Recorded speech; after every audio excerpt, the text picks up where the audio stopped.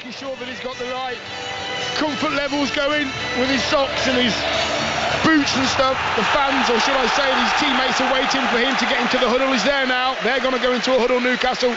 Last few messages before this huge game for them. And the team there, the 11 in black and white: Nick Pope, Trippier, Cher, Byrne and Livramento, Tonali, Guimarães and Joe Linton, Elanga, Gordon and Barnes, Voltemada, the record signing, on the bench, waiting for his Champions League debut. And Barcelona, Joan Garcia, their goalkeeper, Koundé, captain Araujo, Kubasi and Gerard Martin, midfield Frenkie de Jong and Pedri, and Fermin Lopez, Rafinha, Marcus Rashford, and then Robert Lewandowski through the middle, one of the Champions League greats. The whistle goes from the Swedish referee Glenn Nyberg. It is Barcelona who get us underway, and St James's Park has said welcome back to the Champions League.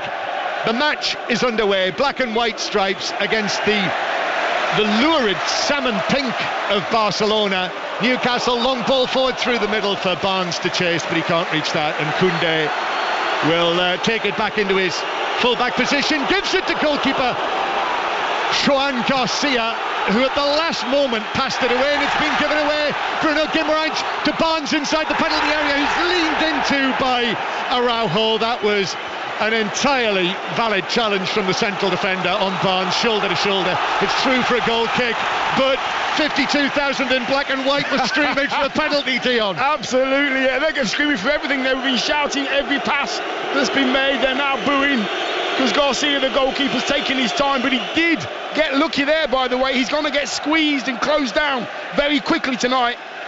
Yeah, the atmosphere, you can hear it swirling around St James's Park, and Bruno Guimarães taking this down.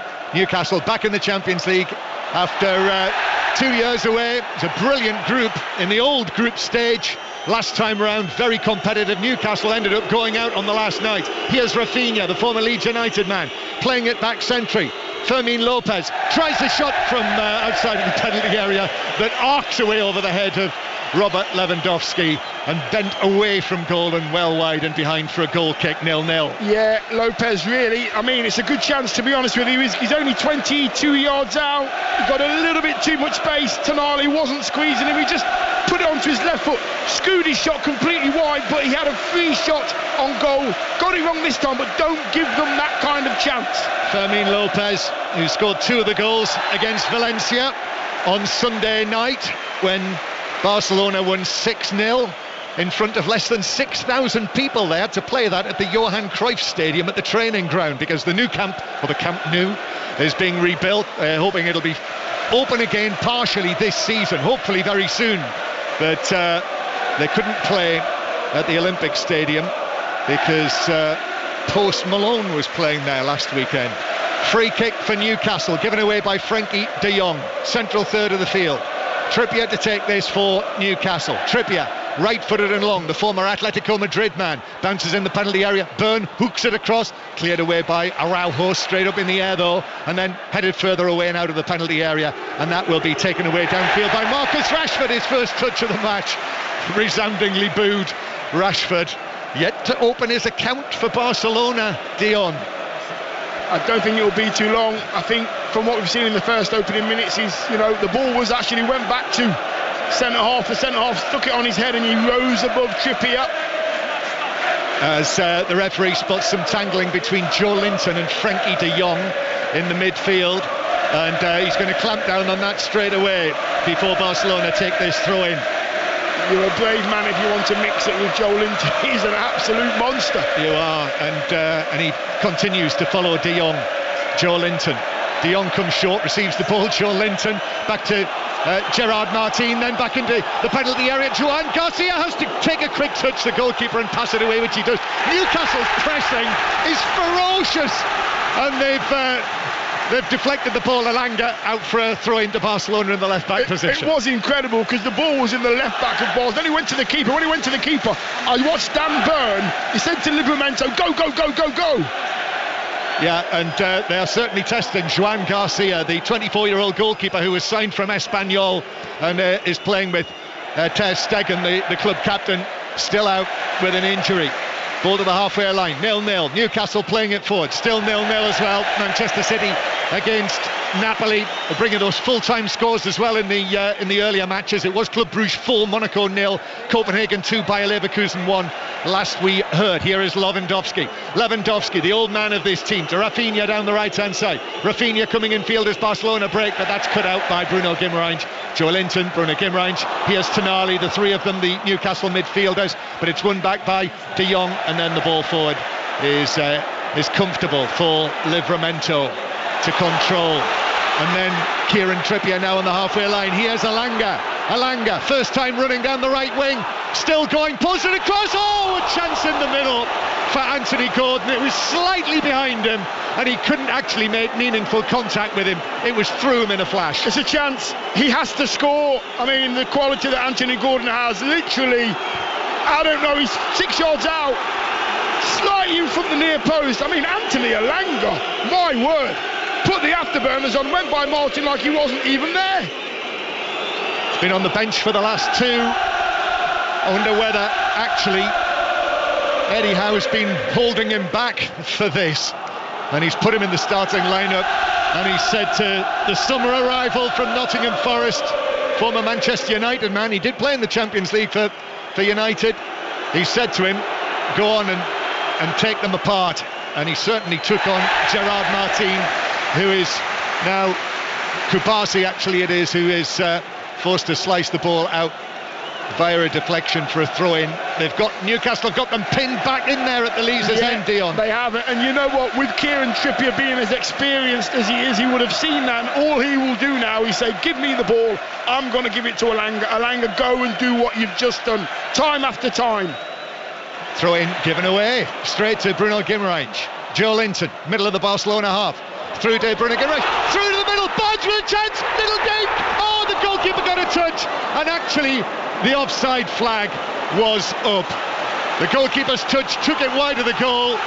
It would have been a terrific finish, but the flag was up against Harvey Barnes. Yeah, it's another chance. Yeah, flag was up. Yeah, wouldn't have counted anyway. But I just feel that the way that Guimaraes in the middle of the park there is just taking his time to pick those passes. I would call that kind of offbeat football where they're not playing the pass when you expect them to.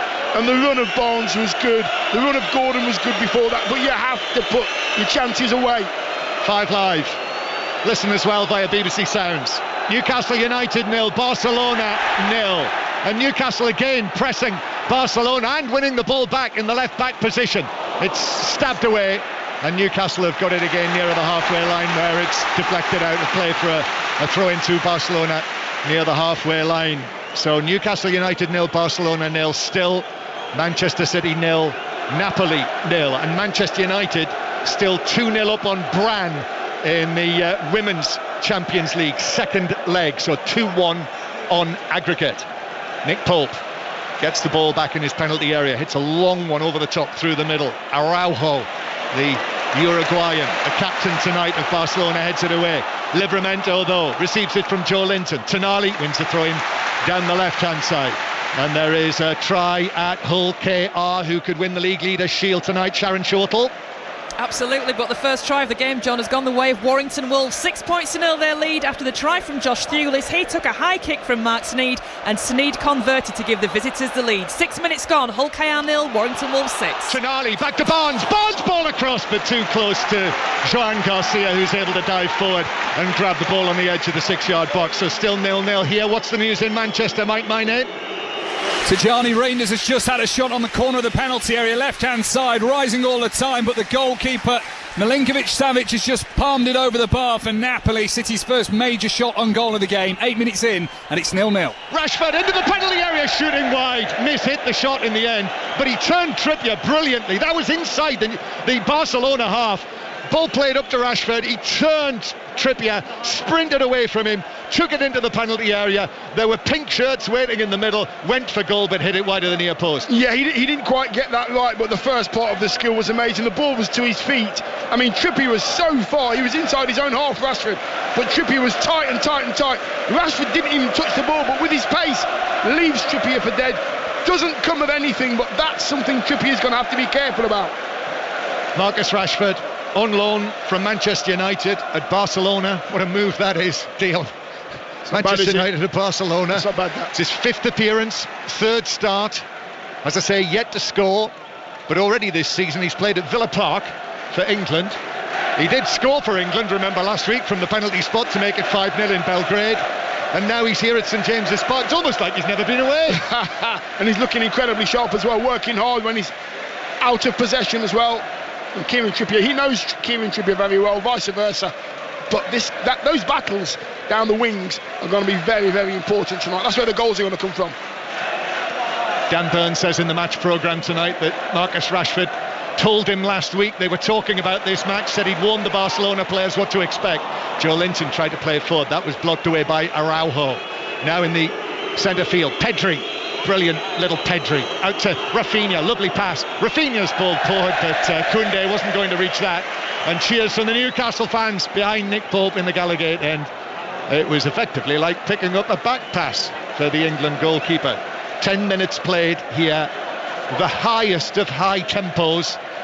Newcastle 0, Barcelona 0. Here's one for Anthony Gordon to chase. Araujo heads it as Gordon goes down, and Araujo is able to carry on and nod it back to goalkeeper Joan Garcia, the highly rated Joan Garcia, first choice at Espanyol for the last season or so, but has a big reputation, and Barcelona spent 25 million euros on him. And out from the back, Frankie de Jong now back fit again after injured on international duty with the Netherlands, and then the challenge on Rafinha puts it out of play for a throw-in. Tino Livramento. There's a great symmetry, isn't there? The match in 1997 here, Tino Asprilla scoring the hat-trick. I wonder whether the footballing gods might have something up their sleeve for Tino Livramento tonight.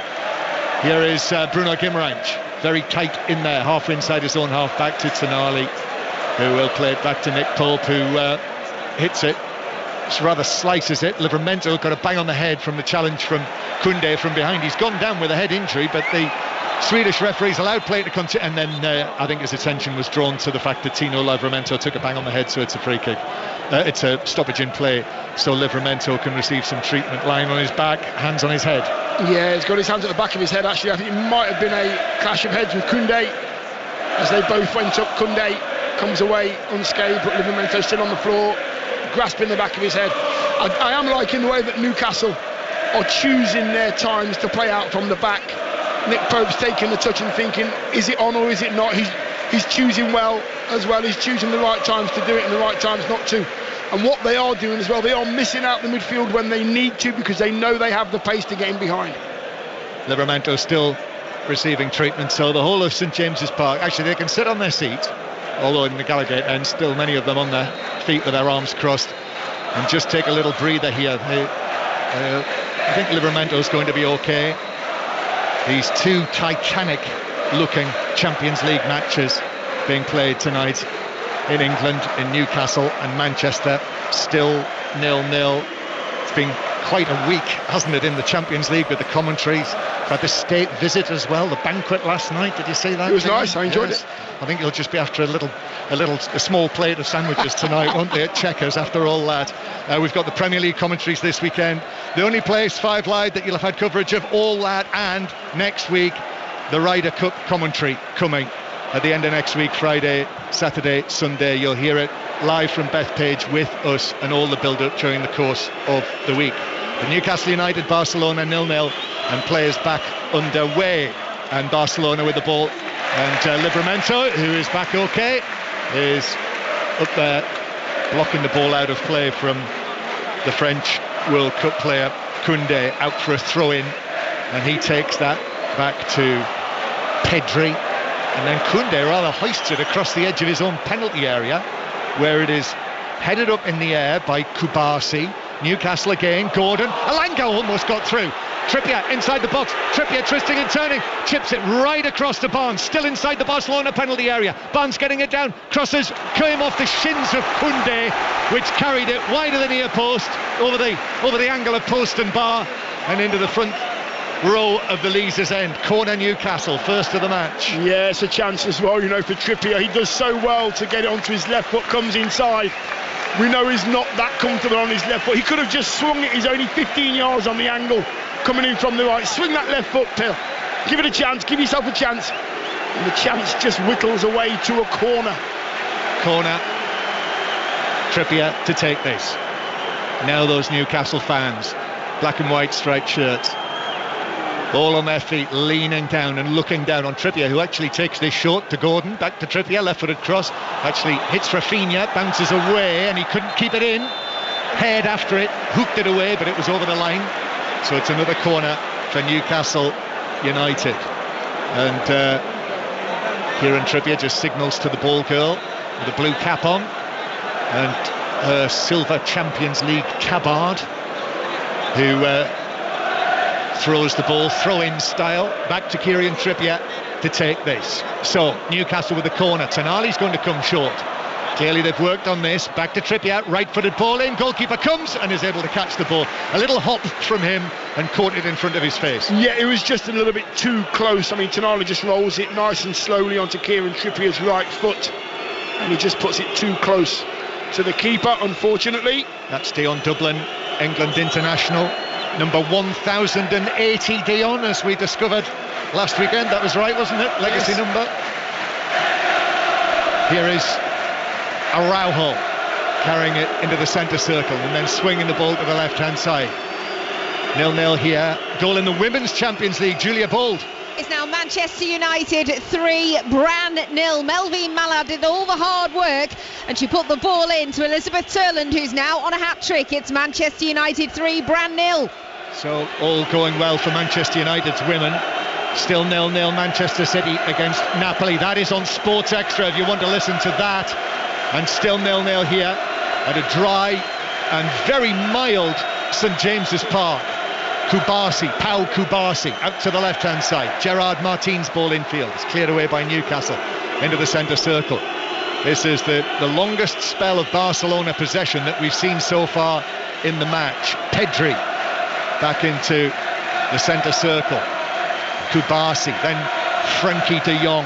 Frenkie de Jong, who played in that incredible Champions League semi-final for Ajax against Tottenham back in 2019. Rafinha now curling one in, but a diving header away for Newcastle from Fabian Schär. Back to Barcelona in centre field. They have a man down there.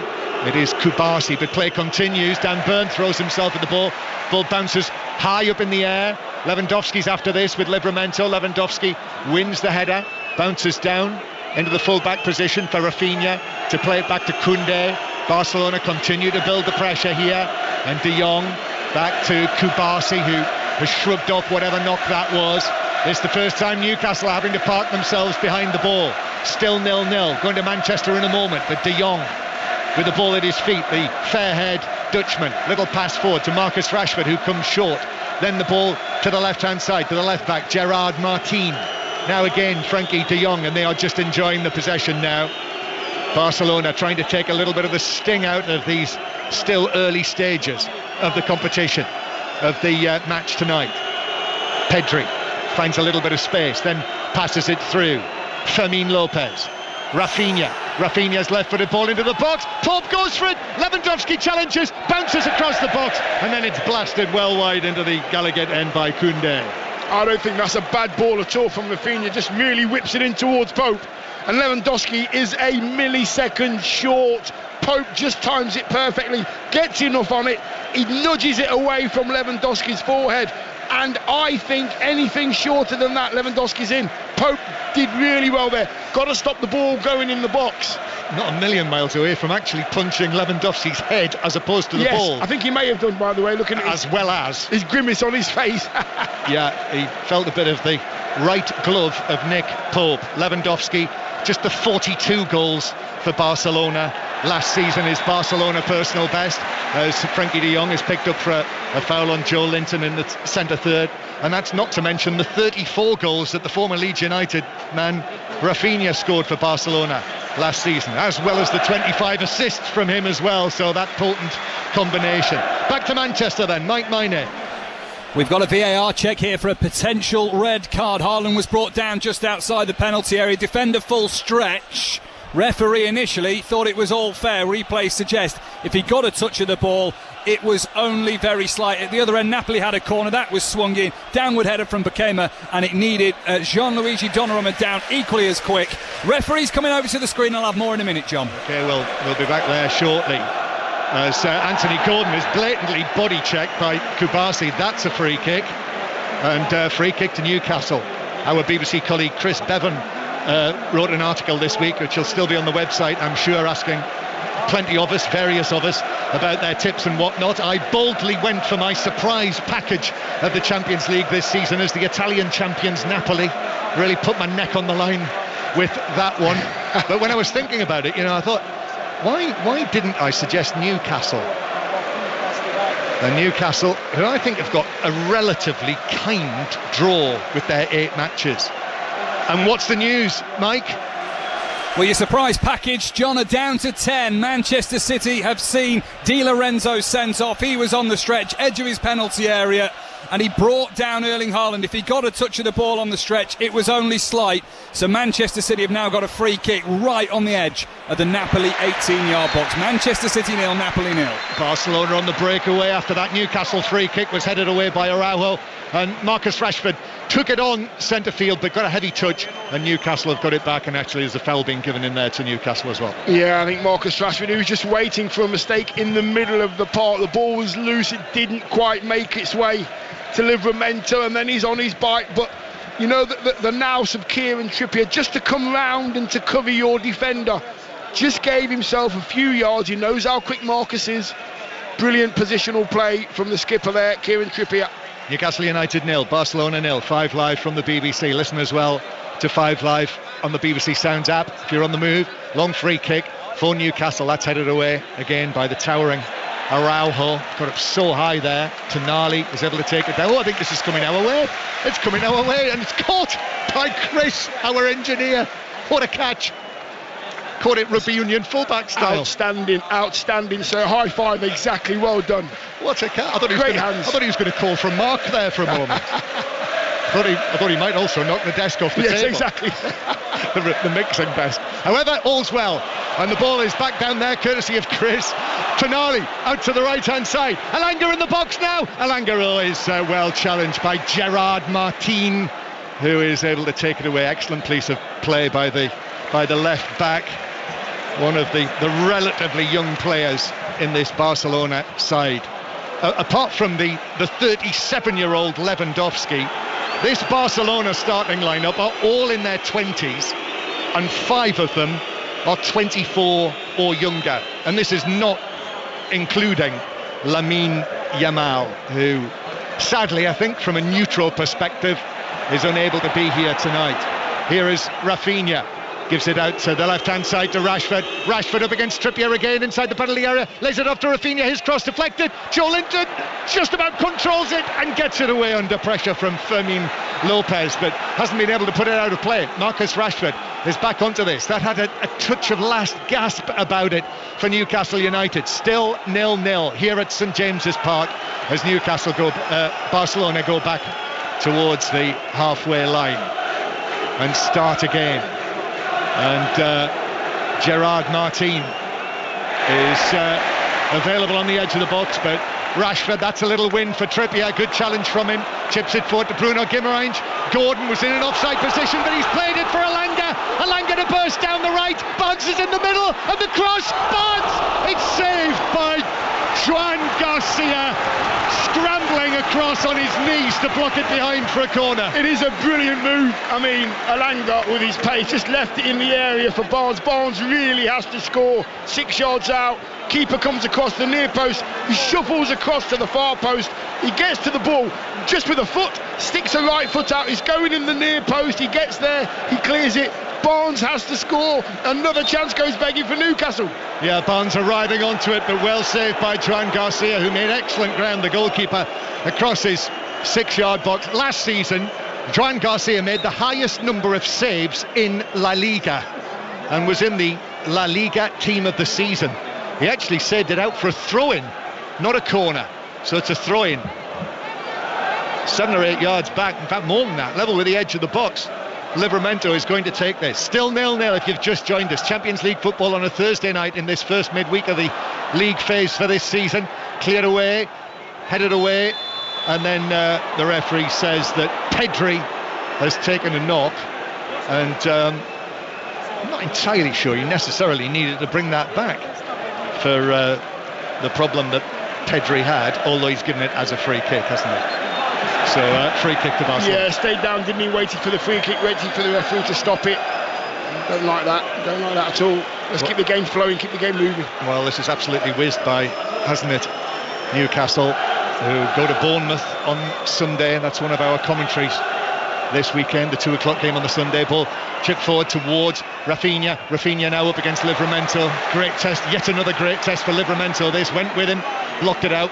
Corner to Barcelona, this is their first. So Robert Lewandowski, the obvious threat, the 37-year-old, third on the list of scorers of goals in the entire history of this competition, European Cup or Champions League. Only a certain Cristiano Ronaldo and Lionel Messi are ahead of him on that list. That is his pedigree. Corner then.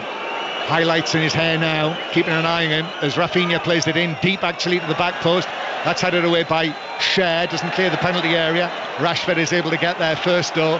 Now it's played back and the ball is played across, but Livramento cuts that out on the edge of the box. Newcastle on the counter-attack, but then in slides Rashford, and he took the ball, but he also took quite a bit of Livramento there as well, who's left on the ground holding his right hip, and the ball's out of play for a throw to Barcelona. I mean, it's a great reaction from Marcus Rashford as well, going down the left-hand side. He tries to play the ball over to the right wing, and Cunha was out there, and I just believe that he just caught Livramento with a sliding tackle, a little bit late. No free kick at all, referee said throw in. 0-0 on Tyneside. Manchester City, Napoli, Mike Maine. Where Kevin De Bruyne has been serenaded as he exits the field of play. He's the sacrifice following that Di Lorenzo red card. Oliveira the man who replaces him. Manchester City 0, Napoli 0. So still 0-0 in both of these matches. And indeed, as far as I'm aware, in the other matches being played tonight as well, Eintracht Frankfurt against Galatasaray, Sporting against Kairat of Kazakhstan, the team that knocked out Celtic, making their debut in the Champions League. Very much the outsiders of the 36, in my opinion, Dion. If they don't finish 36th, I think they'll have done well. Newcastle 0, Barcelona 0, and a foul on Tonali and a free kick to Newcastle half inside their own half, and the Newcastle crowd, and indeed Anthony Gordon as well, just saying to the referee, how many free kicks, how many fouls now is that on Tonali? Newcastle, who just the one win so far this season, which was quite hard fought in the end here against Wolves on Saturday. Nick Voltemada's excellent debut goal. So the ball bounces back to Newcastle on the edge of the penalty area. Across it goes to Cher, who plays it away now. Joe Linton on the halfway line. Joe Linton with a pass over, hit that by a distance all the way through to the Barcelona goalkeeper Garcia. Latest on Hull KR Warrington, Sharon Shortle. And it's all square now, 6 points apiece through a try from Tyrone May for Hull KR. 16 minutes played. Warrington have had the better of the early chances. Kai Taylor-Ray having a try ruled out for obstruction.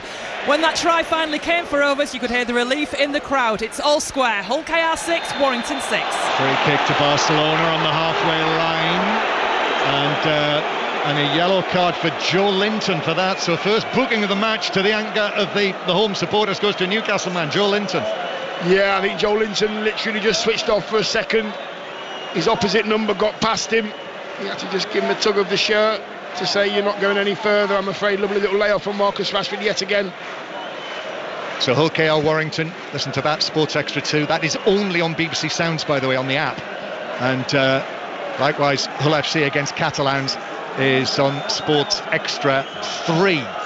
Manchester City Napoli on Sports Extra, via your digital radio or indeed via BBC Sounds. Champions League final score is on the BBC iPlayer tonight. To find that there, or BBC Sport website and app, click on 5 Live final score, and another Champions League highlights programme on BBC Two tonight as well, also on the iPlayer. and the highlights from 10 o'clock on the website.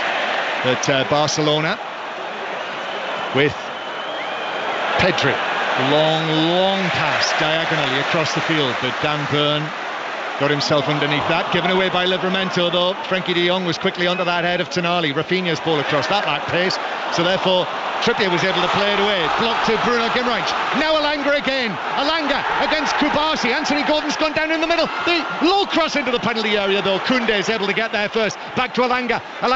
Bruno Guimaraes on the edge of the penalty area. Then plays it forward for Elanga. He's got some space here. Clips it across. Headed away out of the penalty area for Barcelona. And then Barnes' ball in, too close to goalkeeper Garcia, who's able to drop down and catch it. We're right on the halfway line. Our vantage point is literally about 10 seats away from the dugouts on the halfway line. We can see how high Barcelona's line is as well, and I'm saying Barnes and Anthony Gordon stay on side. Anthony Langer's pace will get you there. It's Rashford now against Trippier. It's Barcelona break forward. Trippier still with him. Trippier got the foot in on that. Another victory for Trippier against his old England colleague.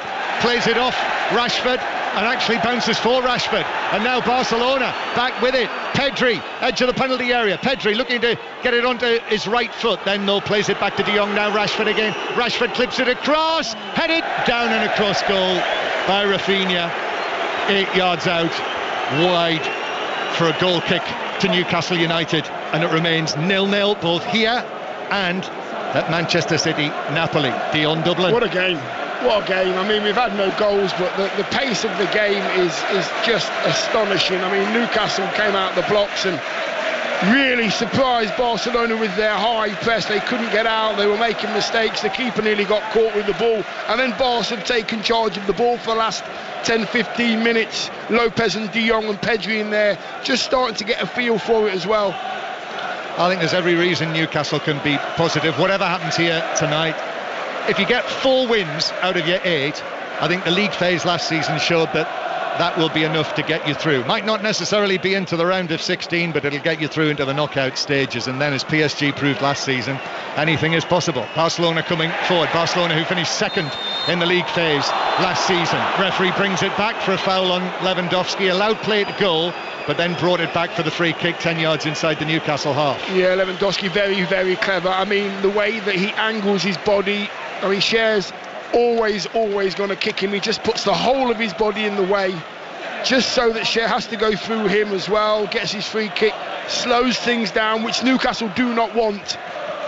Taken years off him, hasn't it? Those highlights in his hair, don't you think? Doesn't he look good? Don't you think? 37 years old, the former Bayern Munich, Borussia Dortmund, scored goals wherever he's gone. Poland's record scorer. Free kick is taken short. De Jong, high and long to the back post, headed across by Araujo, but headed away by Joe Linton. I was listening to Ian Dennis and Pat Nevin last night talking about Harry Kane. I think so many things apply re Kane as they do to this man Lewandowski. As the ball is played back towards the halfway line, and De Jong's going to put it out of play because as a Barcelona man, Araujo is still down. I think he's taken a bang in the ribs when he had it that on the edge of the penalty area, so Barcelona have put it out of play. Little elbow from Kieran Trippier. Yeah, a lean in. I would call it a lean into the midriff. And entirely innocent. Entirely innocent. Kieran Trippier, just a bit former of a lean. Atletico Madrid man. Entirely innocent. Where Diego Simeone was his manager. Exactly. Did you see that last night? Simeone getting his red card. Oh gosh. Dear, oh dear. If there was steam inside the head, it would have come out of his ears. That was a heavy. Well, that was a full-on contest, wasn't it? Wasn't it? Just that one. Red card for Simeone. Newcastle 0, Barcelona 0. That was an amazing finish, wasn't it? Last night there as well. Liverpool with the late winner. And as Ian was mentioning last night, which I thought was such a good point, the record 6 Premier League clubs in the league phase.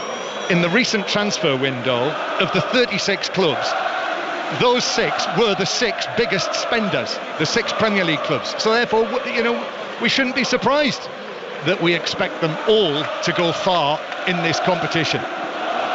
You get what you pay for, or you should get what you pay for. You don't always. Rafinha playing it in field. Newcastle's record signing. I suspect we'll see him later. Both he and Jacob Murphy on the substitutes bench tonight after Murphy created the goal for Voltemade, and I thought played very well when Newcastle were on top on Saturday afternoon. Newcastle 0, Barcelona 0. Barcelona, Araujo is okay. He's received his treatment, and he's probably put Kieran Trippier's name in his little black book. K. Trippier. Here's Pedri playing into the edge of the penalty area. Byrne half clears away, then back from Fermin Lopez to Lewandowski. His shot is blocked by a falling Cher on the edge of the area. Barcelona come again. Rashford, he's seen a lot of the ball. Rashford clips it in, comes off the head of Cher. Lewandowski goes for the volley and skies it right across the penalty area. Rashford actually did well to keep it in play. And now De Jong, 25 yards out, given the angle, slips it into the penalty area. Pedri across. Newcastle defenders going down and sliding it away. And now Lewandowski stretching, shooting, blocked across the box. Rafinha, his effort is into the outside netting. As Trippier went to ground, thought Trippier might have blocked that, but referee Nieberg said straight behind off Rafinha's left foot, goal kick, and it's still 0-0 as it is in Manchester. Dion. Yeah, that was a prolonged attack from Barca there, just going from left to right, a couple of crosses in the box as well. There was a few last-ditch tackles there, which, Newcastle defenders flying about, Byrne and Cher just putting their body on the line to make sure the ball doesn't make it anywhere near Pope's goal. Don't really want to be flying about at this stage of the game. It means that you're under severe pressure. Newcastle United 0, Barcelona 0. Newcastle's next match is away in Belgium against Union Saint-Gilloise, one of the newcomers in the Champions League who won well in their first match, so certainly not straightforward. And then who comes here? Benfica with you-know-who now as their manager. Throw in that Koundé takes to Pedri, whose return pass was overhit. Koundé couldn't keep it in. It's a throw into Newcastle down the left-hand side. Barcelona will also play Chelsea later in the league phase. They will go to Stamford Bridge as well to play the FIFA Club World Cup winners. Given away by Bruno Guimaraes. That's careless to Rashford. Rashford for Lewandowski, who's carrying it forward. Just a little pass to Fermin Lopez, does the full 360, and then Pedri to De Jong, the three Barcelona midfielders, and back it comes again to Pedri. Newcastle have got all of the black and white stripes behind the ball. Koundé on the right, his ball in. Dan Byrne just adjusts himself, right-footed, clears that away. Half-time approaching into the last 10 minutes of the first half. Still 0-0 on 5 Live. Back into the centre circle, Pau Kubasi, who very much looks his 18 years, floppy brown hair. You see a lot of that with the Barcelona youngsters, I always think. Back it comes to De Jong, now to Pedri in the centre circle, just walking the ball forward. Pedri rolls a pass out to Rafinha, who's almost got his heels on the white line, then begins to cut infield, gives it back to the number 8, Pedri. Gavi is currently out injured, by the way, another one of those young Barcelona midfielders on their injured list, like Lamine Yamal.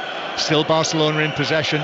De Jong, across it comes towards Pedri, just forward of the centre circle, and still Barcelona playing it through the middle now. Fermin Lopez, De Jong keeps possession, gives it to Rashford. Rashford in the area, Trippier with a challenge, goes wide, ball across, deflects right across the 6-yard box, and Trippier's Livramento's able to take that down and run it away. I thought he might have taken it down and out of play. In fact, Koundé's won it back from Livramento. Back heel from him nicely to Fermin Lopez. Now De Jong on the edge of the area. Bruno Guimaraes, the player closest to him. This is good pressure from Barcelona. They're threatening the breakthrough. Rafinha, 25 yards out, now is tripped by Bruno Guimaraes, and that's a free kick to Barcelona. Good position, just a little touch, I think, from Bruno Guimaraes. Took his ankles, down he went, Rafinha. Free kick Barcelona. Yeah, that's where you need to be patient. Barcelona have had the ball on the edge of Newcastle's box. They've gone from left to right. They've played it into Lewandowski. They've come out again. Lopez has taken charge of it. Frankie de Jong's taken charge of it. It's gone out to Rafinha. What you can't do as a Newcastle player, don't try and nibble at the ball. Just get yourself into position. Get behind the ball. Don't allow any shots. Free kick then. Newcastle with half-time approaching. Rashford Rashford looks as though he might be the most likely. Could be him with the right foot. This is right of centre, best part of 25 yards. Rafinha with the left foot or Rashford with the right. It's Rafinha, it's over the wall and it's high over the bar, probably by a yard and a half, Dion, into the Gallagate end, 0-0. Yeah, I would imagine Nick Pope was thinking, I've no idea who's going to be taking this. It could have been the right foot up to the left corner or Rafinha to the right corner, so I'm glad that one didn't hit the target at all. There's a little bit of a conversation going on there with Cher and Dan Burn and Pope as well. The referee's having a chat with Tonali. Yeah, he is. Goal kick to Newcastle. Just make a decision on whether they go long or they try to play, and they've done it well tonight, Newcastle. They've chosen well when to do that and when to go long. I think at this stage of the game, what we're 39 minutes in, let's get it away from goal and put the pressure on Barcelona in their final third. Still Newcastle United 0, Barcelona 0, still Manchester City 0, Napoli 0, but Napoli down to 10 men in that match. Here's Bruno Guimaraes on the halfway line. Tonali out to the left hand side to Barnes now, who had that big chance for Newcastle. Barnes angles it down into the full-back position. Livramento continues his run, then gives it back to Barnes, who had a sturdy challenge on him from Koundé, who also took the ball and has deflected away in behind for another corner to Newcastle from the left. And now they've taken the other two corners short, Dion, but actually Elanga's come across to take this one. Yeah, and Anthony Elanga does like to put it on the money, doesn't really go out there when they're playing a short one unless this is calling Barca's bluff.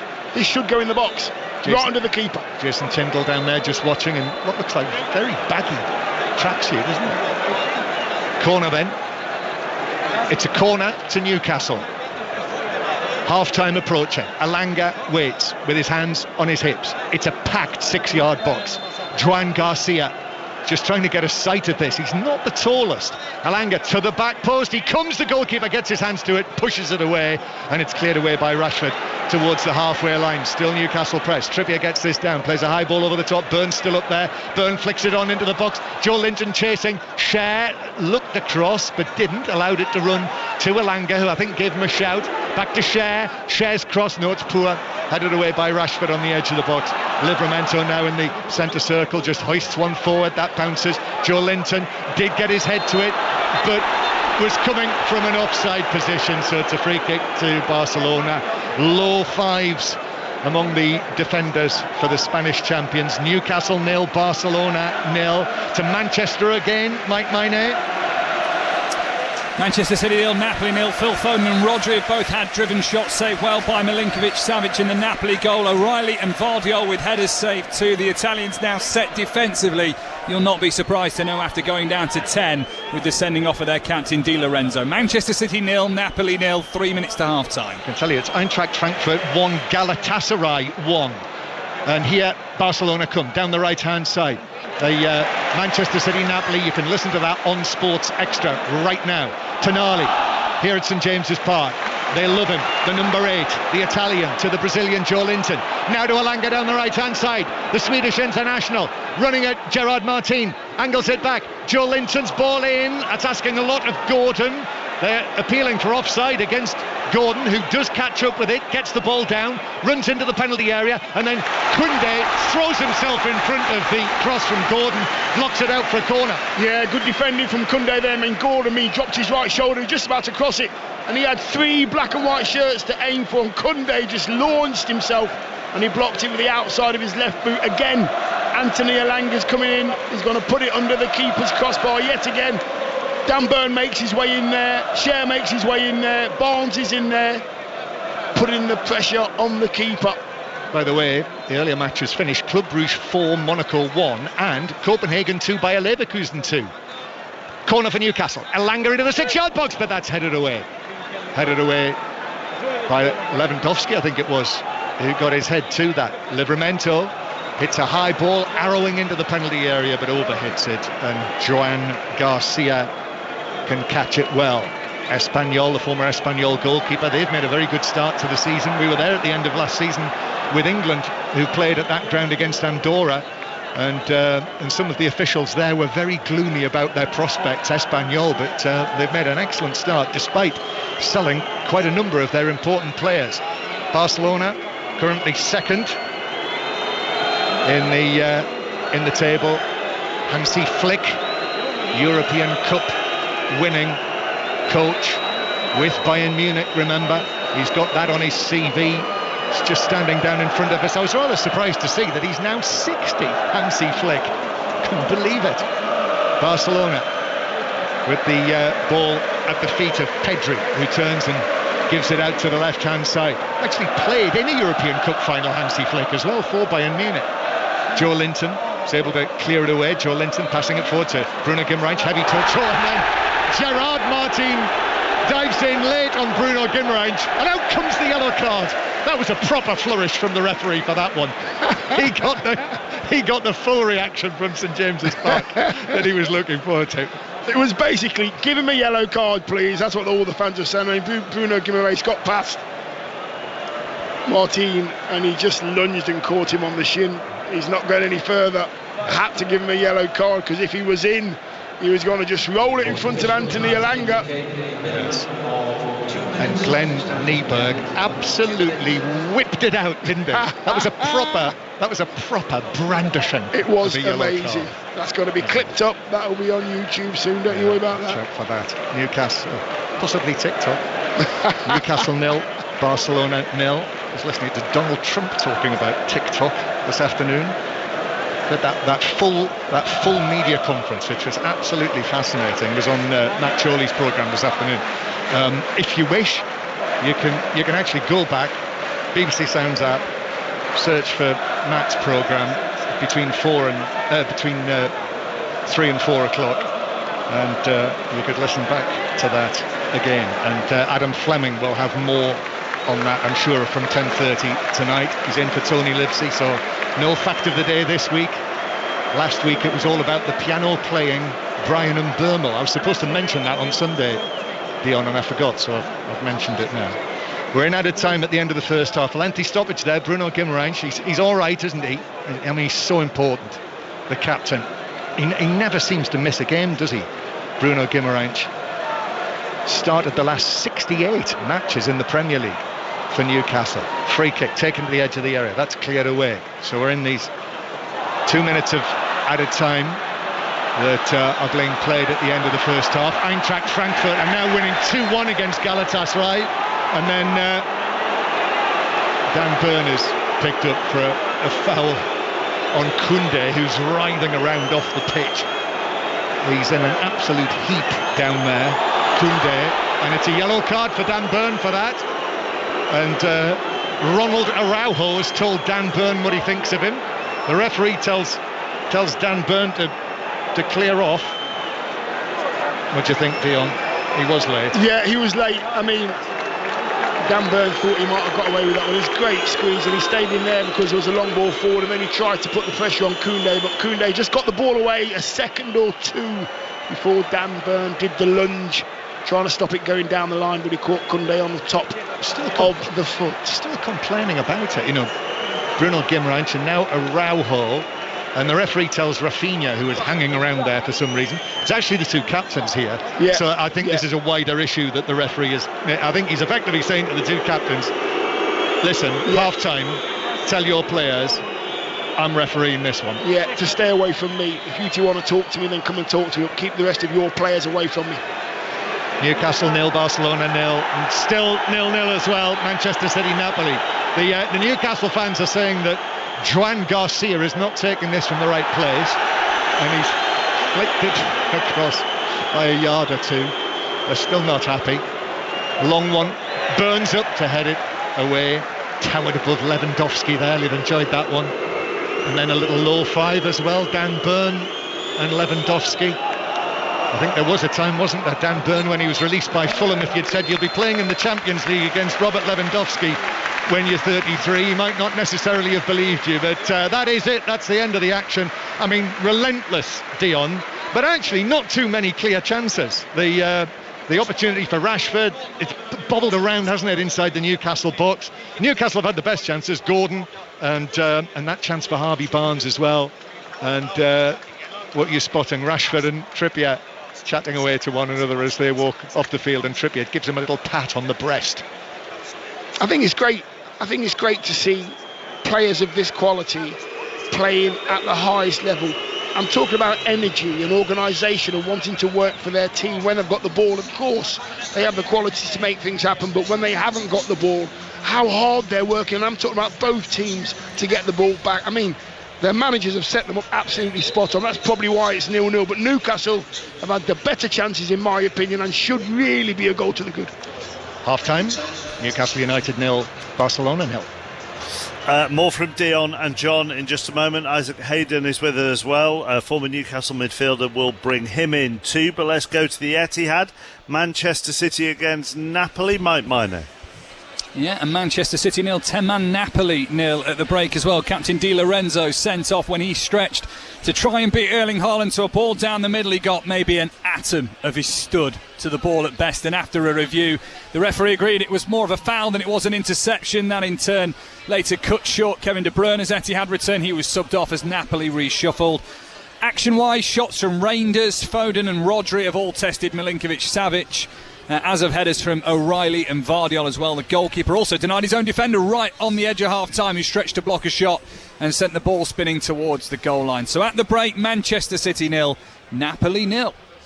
I'm sure they're happy to be played against 10, but that's a bit of a shame, isn't it, Mike, really? Yeah, it went from all the pre-game of, Kevin De Bruyne to more, Kevin De Bruyne, I think. It was a bit of a damp squib in the end. He just salted off. He wasn't really involved in the play. Napoli have been second best in this game. He couldn't influence a lot. They were set defensively even before the red card, really. So I think it was the easy switch for Antonio Conte to make. Thank you, Mike. In the Women's Champions League, it's been a good night and a really important night for Manchester United. Julia Bold. It has. It's finished. Manchester United 3, Brann 0, and it has been about Elizabeth Turland tonight, who got all the 3 goals against her former club. The first on 9 minutes, she fired a shot with her right foot into the top corner. 4 minutes later, she was back, this time with a header. By this stage, Brann were just all over the place, and they were struggling to get out of their own half for a lot of the game. Just after an hour, an unmarked Turland popped up again, centre a goal, left foot, and she's had the perfect hat-trick tonight. United have been ruthless in this match to get the result they needed to go into the main stage of the Champions League for the very first time alongside Arsenal and Chelsea. That draw takes place tomorrow. It's a 3-1 aggregate win. Tonight, though, it's finished 3-0 to an impressive Manchester United. Let's go into Super League. Both Hull clubs in action tonight. It could be a big evening for both in slightly different ways. Sharon Shorter watching KR. Yeah, and it's taken time, but Hull KR have finally got their noses in front in this one. They've got a 10-point lead at the break, 16 points to 6, and it was Warrington who started this one the stronger with a try from Josh Thewlis and then an effort from Kai Taylor-Ray ruled out for obstruction. Eventually, momentum turned towards Hull Kingston Rovers to the relief of the fans when Tyrone May scored. You could almost hear that pressure cooker just being released a little bit. Noah Booth has followed up with a double, both with lovely moves across out wide for him to score. Reece Martin has converted 2 of the 3. So Rovers at the moment still on track for that league leaders shield. They'll lead at half time. Hull KR 16, Warrington 6. Meanwhile, the other side of Hull are not doing their playoff chances much good at the moment. They're at half time as well, and they are trailing Catalan by 14 points to 12. So Isaac Hayden is with us. Dion Dublin is at St James's Park alongside John Murray. And you'd agree with Dion, would you, Isaac, that in a game of few chances, Newcastle had the better ones? Yeah, I'd agree with that. I think Barcelona grew into the game sort of 10-15 minutes towards the end of the first half, sustained pressure really well, and obviously knew they were going to probably have more possession than Newcastle, but I think in transition, like I said before, the game was key, and I thought Elanga, especially in the first 20-25 minutes, was electric and caused all sorts of problems, and on another day Barnes could have finished that and it could be a different game. I was going to say to you, would that be, it's a bit simplistic I suppose, but would that be the half-time message, get the ball to Elanga more? Yeah, I mean, I think second half the substitutions will play a big part in the game. I think with Waldemar possibly coming on, I think Murphy as well, who's again started the season almost as he finished last season, in very good form. I think that could make the difference today.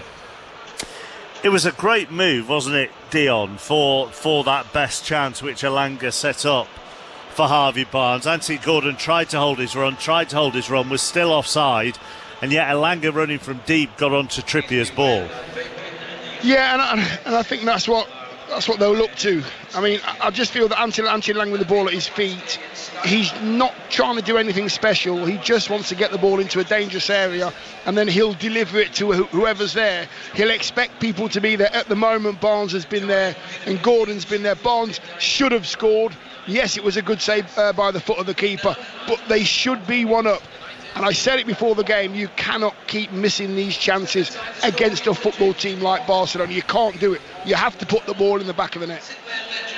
Is it too simplistic again to say that an out-and-out striker would have finished it? No, it's not. It's fact. It's fact. And I do believe if they had a centre-forward playing tonight, he would have scored one of those goals. What happens, Chappers, is the chance comes around and the mindset's very different if you're a centre-forward. You've done it thousands and thousands of times. You know what kind of finish you have to use, and you use it. A lot of the time, if you're not that kind of player, you're choosing the finish as the ball's coming towards you. So you're thinking about your finish when you shouldn't be thinking about your finish. What would you have done? Gone back across? I'd have been running back on my knees. I'd have scored. But your finish would have gone back across the keeper, presumably. Yeah, what I would have done. What happens, Chappers, sometimes in those situations is you can see the ball coming, and then at the last minute you take your eye off the ball and you look to see where the ball's going to go, like a golf shot, and therefore you don't connect with it how you should. You don't even look at the goal. You know where the goal is. You use the white lines on the pitch to tell you where the goal is. It's not going to move. Get good connection and then celebrate when you hear the ball ripple. I think because of the surfaces, Dion, I'm not sure knee slides were a thing when you were scoring goals. Isaac, I wouldn't have been able to get up. I wouldn't have been able to get up off the floor after a knee slide. just stay on your feet, put your arms in the air and celebrate. That's what you used to do back in the day. Should he have scored, Isaac? Yeah, it's one of those ones where he's said, like Dion said, it's kind of coming to him quite quickly. He's taken his after ball ever so slightly, and then, as said, he probably should be going back across the goalkeeper. But I think Gordon's chance, the very first chance early on, I think he's gone with his wrong foot there. I think if he goes with his left as it's coming across and just gets it on target and uses the pace of the ball, I think that was probably, arguably even a better chance, really. Isaac, Dion, for the time being, thank you very much. Second half on the way then from St James's Park, where it is goalless between Manchester City and 10-man Napoli as well. In the other two games, Eintracht Frankfurt 3-1 up on Galatasaray, Sporting a 1-0 up on Kairat. In the early games, FC Copenhagen 2, Bayer Leverkusen 2 was how it finished in Denmark. Club Brugge beat Monaco by 4-1. Just shy of 9 o'clock, Richard Foster has the news. The voice of the UK. This is BBC Radio 5 Live. Thanks, Mark. Good evening. President Trump and Sir Keir Starmer have held a joint news conference after signing a technology deal worth around £150 billion. They held talks this afternoon and after a meeting of business leaders at Chequers. The Prime Minister says the two leaders have renewed the country's special relationship for a new era. This tech partnership has the power to change lives. It's our chance to ensure that technologies like AI, quantum and others amplify human potential, solve problems, cure diseases, make us richer and freer. President Trump told reporters that the US is trying to get the Bagram air base back from the Taliban government in Afghanistan. And he was also asked about how he feels about Ukraine and President Putin. Well, he has let me down. I mean, he's killing many people and he's losing more people than he's killing. Yeah. I mean, frankly, the Russian soldiers are being killed at a higher rate than the Ukrainian soldiers. I am very disappointed in the fact that one's not settled. The president also suggested that Sir Keir Starmer could use the military to stop illegal migration to the UK and says that they disagree about the idea of a Palestinian state. Other stories this evening, and the High Court has rejected a fresh legal challenge to the government's one-in, one-out migrant returns deal with France. Lawyers for an Eritrean man had argued that France wouldn't look after him properly, but the court disagreed. The Governor of the Bank of England, Andrew Bailey, says interest rate cuts are still on the cards, but says it's sensible to leave them at 4% this month. The bank's cut rates 5 times since August last year, but inflation has been increasing since April. The two MPs who are planning a new left-wing party seem to have fallen out already. Zara Sultana has accused allies of Jeremy Corbyn of overseeing a sexist boys' club. He says her attempts to sign up new members are unauthorised and should be ignored. And a museum's opened in Somerset to celebrate the 200th anniversary of Clark's Shoes. Shoemakers Museum is next to the company's headquarters in Street and houses more than 25,000 shoes. It's 1997 when the streets of a housing scheme erupt. Angry scenes at the Raplock estate in Stirling outside the house of a convicted paedophile. At the heart of the crowd, Big Mags Haney, an anti-paedophile campaigner who made headlines. She wasn't the only person who stood up. She just happened to shout the loudest. Dubbed the matriarch of a family from hell. The amount of crimes committed by that family was stuff of legend. I was so scared. Crime Next Door, the ballad of Big Mags. Listen first on BBC Sounds. This is 5 Live Sports, the Champions League with Mark Chapman. Listen on BBC Sounds. Goalless at St James's Park, goalless at the Etihad in the 2 Champions League games involving the English clubs this evening. Second halves on the way on 5 Live and on Sports Extra, respectively. Meanwhile, at the World Athletics in Tokyo, Keely Hodgkinson has eased into the semi-finals of the women's 800 metres as she goes for her first world title. Catherine Merry and Alison Kirbishley were watching. The 6th day here in Tokyo, a wonderful evening session. We had wind and rain, but it didn't dampen the enthusiasm of the fans or the world-class performances. Plenty of Brits in action. We'll talk about them shortly, but we have to start with the women's 400-metre final. Sydney McLaughlin-Levrone, 47.78 seconds, the second fastest athlete of all time. It was a final, Alison, where Amber Anning ran great. She finished 5th, like she did at the Paris Olympics last year, but the top 3 were a different class today. Certainly the top one was. I mean, what we saw was phenomenal. 68,000 full in the stadium, and I think the one person who couldn't believe it was Sydney McLaughlin-Levrone. She went down onto her haunches, shaking her head. I cannot believe that I've seen with my own eyes a woman go sub 48 seconds, jumping her from 7th on the all-time list to 2nd.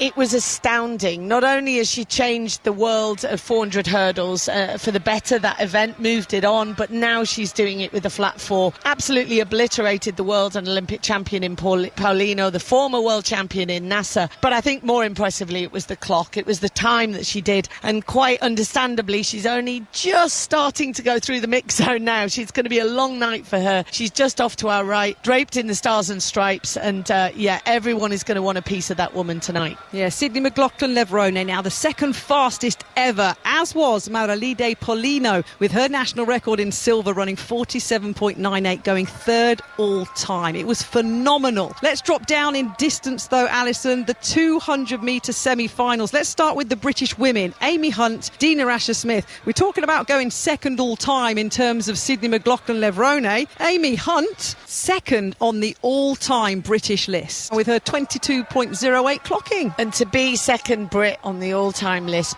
usurping the great Kathy Cook. I mean, running quicker than the queen of sprinting. Back in the 80s, this woman was able to do 100, 200 and 400, and I think we've got our own now in Amy Hunt. The frustration of the 100, not making the 100 final clearly showed, but it was a very, very composed run. She had the Olympic bronze medalist in Brittany Brown on one side, she had the world champion from Jamaica, Sharika Jackson, on the other side. She held her own, she held her head and ran a perfect race for a 22.0. And I tell you what, looking now at the qualifiers, both her and Dina Asher-Smith, who qualified in the second semi-final, will be starting to have a bit of a sniff of a medal, because I think there's one there. Well, let's talk about a sniff of a medal and somebody else like Amy Hunt who had fire in their belly at not making the 100-metre final. Zarnell Hughes in the men's 200-metre semi-finals, a sub-20-second clocking, looking a lot more comfortable. Looking a lot happier, a lot more comfortable. He had the inside lane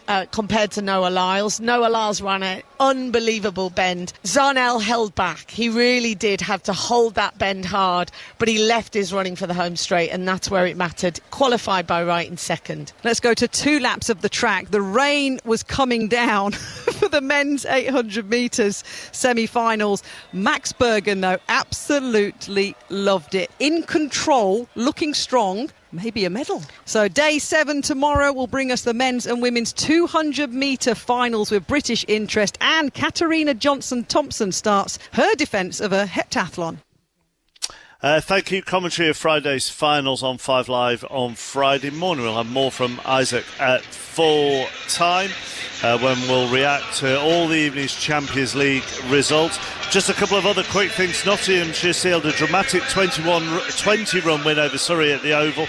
Josh Tongue took 5 for 100, so that could well give them their first county championship since 2010. Ellie Kildun will be at fullback for England in the Rugby Union World Cup semi-final with France on Saturday, and Jose Mourinho is back as Benfica manager 20 years after his first spell in charge. Back to St James's Park. Remember Manchester City Napoli on Sports Extra. They're here at Dion Dublin and John Murray. Yes, that reminds me, one round to go in the county championship. I mistakenly said at the weekend that this was the final round, and Kevin Howells was right onto me. So yes, next week that should be quite exciting. Right, the teams are out, ready for the start of the second half, and actually Tonali took the kick-off, kicked it downfield, and the referee said he wasn't ready for it. So we're now going to see this Newcastle kick-off again, which is regular for them now. Kick-off, Tonali goes for touch and belts it out of play halfway down, in fact more than halfway. It's out for a throw into Barcelona, level with the edge of their penalty area. It's a thing, Dion, for Newcastle this season to do that. Territory. Yep. Territory. That's what it's all about. And then they're back in their press, aren't they? Yep. Just back in their press. And actually, Barcelona clear it to Joe Linton. It comes off Joe Linton and bounces all the way through for a goal kick. So second half underway. Newcastle United 0, Barcelona 0. Manchester City, Napoli also 0-0. That's on Sports Extra. This one on 5 Live. And the Newcastle team, as it started, Pope, Trippier, Cher, Byrne and Livramento. Trippier is 35 tomorrow, by the way. Tonali, Bruno Guimaraes and Joe Linton. Then Elanga, Gordon and Barnes. Voltemada is on the substitutes bench. I'm sure we'll see him, Dion, at some stage. Just a matter of when, isn't it? I think he'll be on this pitch sooner rather than later. Out of play for a throw-in to Barcelona, who have Joan Garcia in goal. A couple of decent saves from him in the first half. Koundé, the right back. Araujo, Kubasi and Gerard Martin, the back four. Then De Jong and Pedri, with Fermin Lopez in the middle, Rafinha on the right, Rashford on the left on loan from Manchester United, and the great Robert Lewandowski through the middle. Newcastle with Livramento coming forward. Ball played by Harvey Barnes. Barnes looks to cross and Araujo slides to ground and blocks it behind. Corner to Newcastle, who are attacking towards the famous Gallagher end. All black and white stripes stretching up into the shadows. And they've tried the short corners. Anthony Elanga again has gone from the right wing over to the left hand side. So they've got rid of the short corners at the moment, and they're going to put it under the goalkeeper's crossbar yet again. Yes, Anthony Elanga acknowledges the crowd as he goes across there. £55 million they paid for him, the Swedish international. Elanga waiting to take this. So Newcastle with Cher up there, obviously on the edge of the 6-yard box. In it comes, and it's headed by Joe Linton, wide from, well, probably inside the 6-yard box. Couldn't keep it on target. Flashed across goal and wide of the far post, as it were. Yeah, I just think the ball was swirling and dipping. It landed right on the 6-yard box. I think Joe Linton just got underneath it and he just couldn't direct it to goal quick enough. But it was a free header. 0-0. Newcastle get it back. Here's Barnes again, edge of the area, left foot shot from him. Araujo again goes to ground, blocks the shot, comes out to Livramento, who is so adaptable. Livramento played in that position, left back for England in Belgrade, and that excellent performance from Thomas Tuchel's team last week, winning his 3rd cap. Livramento winning the throw-in here, and the towel, the black towel, of course it's black, that's about the black or white, those are the rules. And it is a throw-in. Livramento's wiped the ball, all black and white stripes behind him in the stands there. It is quite a sight. Livramento then, here's the throw, looping in towards the near post, flicked on, Gordon's after it, cleared up in the air, and it bounces kindly for Joan Garcia to catch the bouncing ball, launches it downfield, but that will take it through to the goalkeeper at the other end, Nick Pope. 3 minutes played, 4 minutes played in the second half, and St James's Park gets itself going again. It is not unlike, I was listening to Ali Bruce Ball on Tuesday night in Bilbao talking about the red and white striped shirts. Tonight to round off the week. Black and white striped shirts. Tonali bringing it forward, but then hits the pass through the middle. It was deflected as well, which took it all the way through to Joan Garcia. I mean, it was on as well. Tonali, just a lovely little turn in the middle of the park, and he's travelling in the Barcelona half. And Anthony Elanga, he goes, ball doesn't come, he stops, and then Tonali plays it. Just not on the same page that time, the two players. Thursday night football then in the Champions League for this first midweek.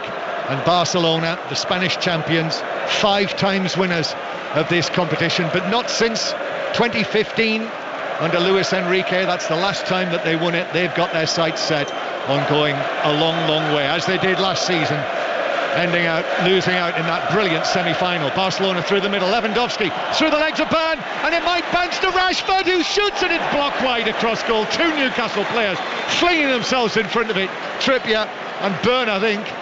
And or is it Cher? It is Cher, and there's another Newcastle man down in the box as well. Is that Livramento? And they might have collided together. I think it's Cher, the one who's come off worst, and I think Trippier slid into Cher, didn't he, when Rashford hit the shot, which took it well wide and away from goal for a corner. It might have struck. I think it's Cher on the ground, and I think it was Cher whose Rashford's shot hit on the head. Yeah, I think you're spot on, absolutely spot on. I think it was Livramento, maybe. He was down holding his hamstring. Yeah, he's up on his feet now, which is good. He was the third man. Absolutely, yes. He was the third, black and white shirt on the floor. Cher now, he's just lying down. Physio's grabbing his head and making sure that he doesn't move suddenly. All the checks you have to do. I mean, that ball was hit with pace by Rashford from not too far away, probably 6 yards, maybe, if that. And flinging himself at it. You know, this. It's a concern, and Newcastle have got to defend a corner after this, and this could take a little while before all of the checks are complete on Fabian Cher, who is leaning forward now. He's sitting up, and Kieran Trippier is there with him as well, who collided into him. So first of all, the shot from Rashford hit the falling Cher on the head, and then Trippier actually slid into him as well. And so he is sitting up, and Barcelona are getting themselves organised to take this corner. Marcus Rashford is going to take it. Pedri is the player closest to him, so they might go short. Of course, the other thing is, Cher's going to have to go off the field here, so they're going to have to defend this set piece, Newcastle, without Fabian Cher on the field. Now, it looks to me as though he's going to be fine, that he's been passed fit to continue, on his feet, walking off unaided, just breaks into a trot. The 4th official has come across to have a word as well, and Newcastle will defend this with 10 men. Barcelona take it short. Rashford gets it back, plays it back to Pedri. Surely no Cher, you wouldn't, and then it's missed by Rashford and cleared away by Elanga. Surely in those circumstances, Dean, surely one of the central defenders is off the field. Surely you put that in the penalty area, don't you? Well, or it was that very old-fashioned difference. It's very old-fashioned, but it's correct. You see if they can defend with one central defender, put them under pressure to defend and head the ball away. Yep. Here's Dan Byrne, 0-0, still 0-0. Manchester City, Napoli as well. And last we heard in the Super League, which is on Sports Extra 2 and Sports Extra 3 only on BBC Sounds, Hull KR were 16-6 up on Warrington, and it was Catalan 14, Hull FC 12. Newcastle played forward down the right. Elanga's onto this, into the penalty area. Gerard Martin is with him. Plays it back to Joe Linton, square from him. Bruno Guimaraes battling for it on the edge of the box. That was well defended by Fermin Lopez. Comes back for Newcastle, just outside the box. Joe Linton to Elanga. Elanga lifts it across to the back post. Koundé's underneath that and heads it right back out to Elanga. Trippier is there. Cher is back on the pitch, by the way. Trippier finds Bruno Guimaraes. Nice footwork. Back to Tonali. Shoots straight at goalkeeper Garcia, who was able to catch that just above his head. A little juggle, but caught it securely. Yeah, just tried to steer that Tonali into the keeper's top left-hand corner, but he hit it too straight, too cleanly. And it went straight down Garcia's throat. 2 hands on it. Safety. Still 0-0. Newcastle again. Tonali up towards Gordon. That was well defended by the teenager, the 18-year-old Kubasi. Now it's Pedri. Pedri, the number 8, slight figure, takes it through the middle, passes it to the edge of the box. Burn on the stretch, gets there, controls it, and stabs it out of play towards us and out for a throw. Still 0-0 in our direction, but not directly at us. If you weren't listening in the first half, something happened tonight that I have never witnessed before. Our engineer catching the match ball. Extraordinary moment. Here is Frankie de Jong passing the ball forward towards Rashford. Now to the left-hand side, Gerard Martin. Back to Rashford in the box. Rashford under pressure, just drives it across on the volley, harmlessly. From a Newcastle point of view, well defended by Trippier and Bruno Guimaraes, who yet again, the distance, the amount of the pitch that Bruno Guimaraes covered is one of the modern wonders of the footballing world. Yeah, and I'd have to agree as well. I think the balance that they have as well. Tonali, Joe Linton in there. There's always 2 black and white shirts in there. Maybe one's gone off to do a bit of squeezing, but they never leave that midfield empty. And they always talk about the other one and where he should be and where they should be. They get it right every time. Joe Linton now just in that number 10 position. Guimaraes, Tonali side by side. 10 minutes played in the second half, 5 live. Newcastle United 0, Barcelona 0 in the opening match for these two in the league phase of the Champions League. The ball is cleared right up in the air. I thought that might have been heading our way, but it lands down in front of Hansi Flick, still on the pitch. Bruno Guimaraes, crossfield pass. This is for Barnes to chase down the left-hand side. Catches up with it. Now up against Koundé. Cross hits Koundé. Well defended by the Barcelona right back. Comes back to Barnes again in the orange boots. Then back to Livramento behind him. Tino Livramento on the overlap. Tino Livramento's cross. Sliding Koundé. Blocks that behind for a corner to Newcastle. Yeah, Koundé down the right back for Barcelona. He seems to be choosing the right time to go to ground. He never seems to dive in. He chooses the right time to make sure that ball doesn't make it into the box. That said, he's given away about 3 or 4 corners tonight because it's last-ditch tackles. Just as the Gallagher rolled there was an instruction from the studio. So whatever that was, we'll get to it in a moment. We're going to go to Manchester City shortly, but Newcastle with this corner, the Gallagher end in full voice, on their feet. Trippier drives it across the back post. Burn just got his head to it, but it glanced away into the full back position, and Rashford will force a throw-in off Tonali. So, to Manchester and Mike Minay. Where Manchester City lead by 1-0. Foden clipped it up in the air on the edge of the box. Haaland ran through and headed it past the stretch of the goalkeeper. That's 50 Champions League goals for Erling Haaland in 49 games. Quickest to reach the half-century. Manchester City 1, Napoli 0. Haaland opening the scoring for Manchester City. Of course he does, with what is his, I think that's his 12th goal for club and country now. 5 in the Premier League, 6 for Norway, and then this one in the Champions League. Here's Rafinha as Barcelona take it away downfield into the Newcastle box. Burn goes to ground. Rafinha tries to lay it back, but there were too many black and white shirts there. Comes back centrally for Barcelona. De Jong to Koundé, who's had an excellent game, the right back. In, Rashford with a header, it's in! Marcus Rashford scores for Barcelona at St James's Park. His first goal on loan from Manchester United, and he's come back here to Tyneside to do it, and Barcelona are in front. Great moment for Rashford. Big blow for Newcastle. Newcastle 0, Barcelona 1. Yeah, I'm expecting Newcastle to defend that so much better. They've been outstanding defensively. They've been outstanding all night, Newcastle, but Koundé goes around the outside of Rafinha. Rafinha just rolls it back to him. Koundé thinks, well, I'm going to put it in because I can see some shirts of my teammates in there. He literally just swings his left foot.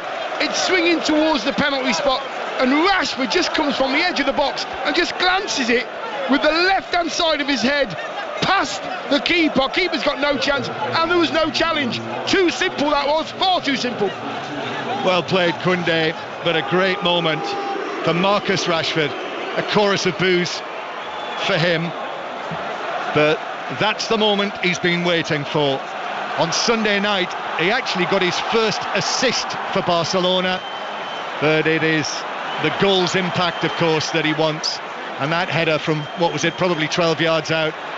Pope diving to his right, couldn't get there. Barcelona in front now then. And here is Marcus Rashford laying it back centrally. Back to Fermin Lopez, who hits the shot. That comes off a Newcastle head. Cher, I think it was, which took it wide of the goal and behind. Cher looks very unsteady to me on his feet. He does. He just headed another one away there. The referee's gone up to him to have a chat with him to see if he's okay. He's cleared that one again with his head. Cher. Corner for Barcelona, who lead by 1-0. Marcus Rashford with the goal in his 5th appearance for Barcelona. And Rashford takes this corner into the near post, which headed up in the air by Livramento, then headed further away by Cher, finds its way back to Rashford. Fermin Lopez, his ball in, that's headed away again by Cher, just keeping an eye on him. Koundé, who set up that goal, gives it away.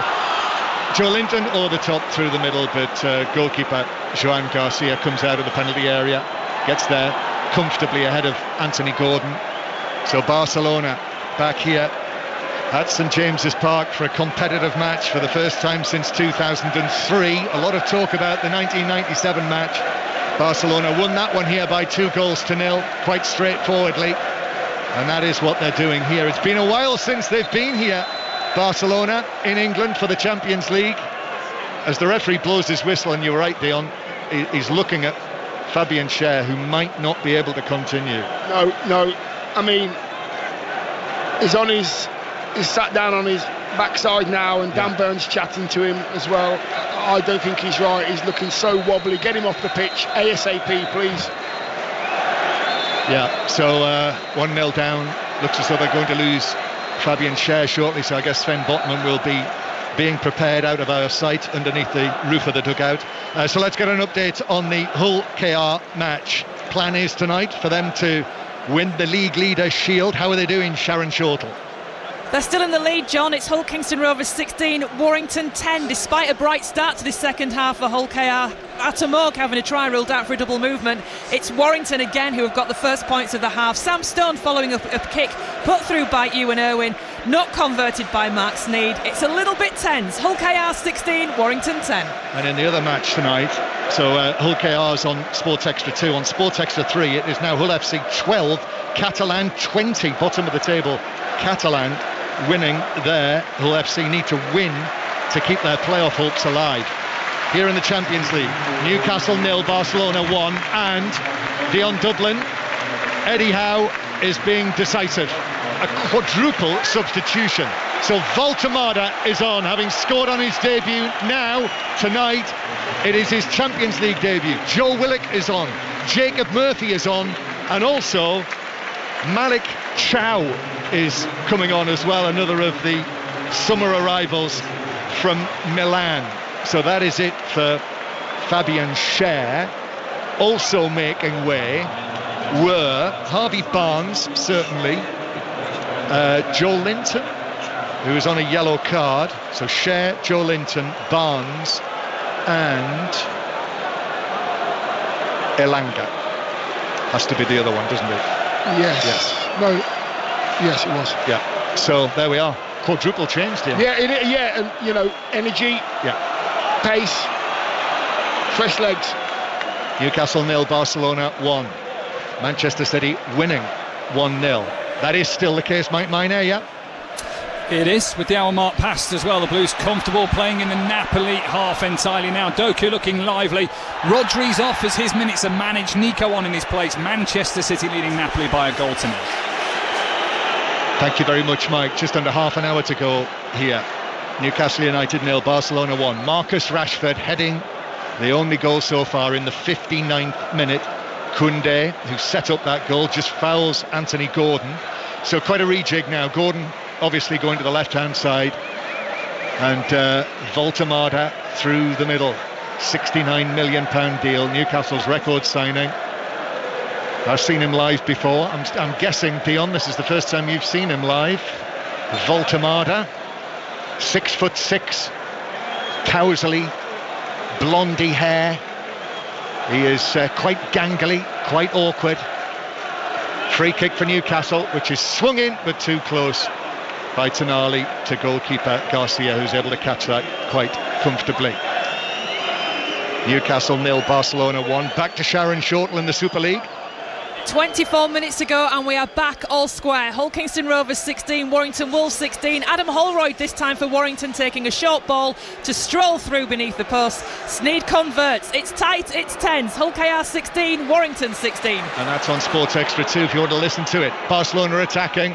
De Jong with a cross from the right. That is headed away in the middle by Chow, who's come in. So Chow coming into central defence rather than Botman. And back to Manchester City, Mike Maine. I told you Jeremy Doku was looking lively. He's made it Manchester City 2, Napoli 0. Brilliant flight of foot on the edge of the penalty area, weaved his way in on the left-hand side, then rolled it into the far corner. Manchester City 2, Napoli 0. So Manchester City would seem on the way to an opening victory. Barcelona now in the salmon pink, knocking the ball around with a swagger inside the Newcastle half.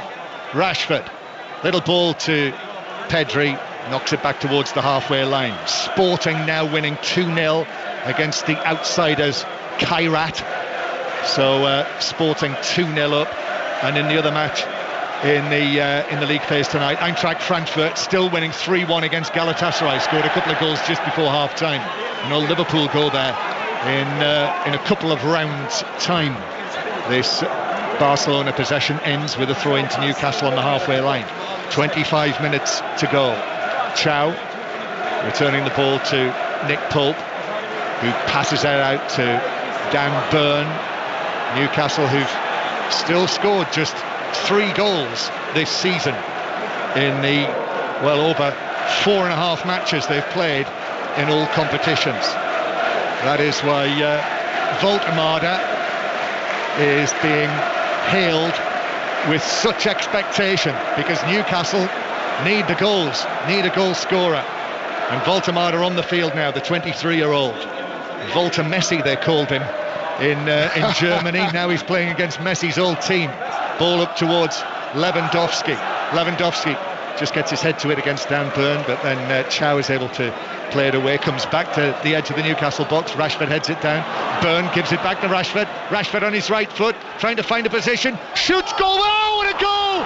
Rashford, what a cracker that is! In off the underside of the crossbar. That was unstoppable. 2 goals now for Marcus Rashford on the night, and Barcelona are 2 up at St James's Park.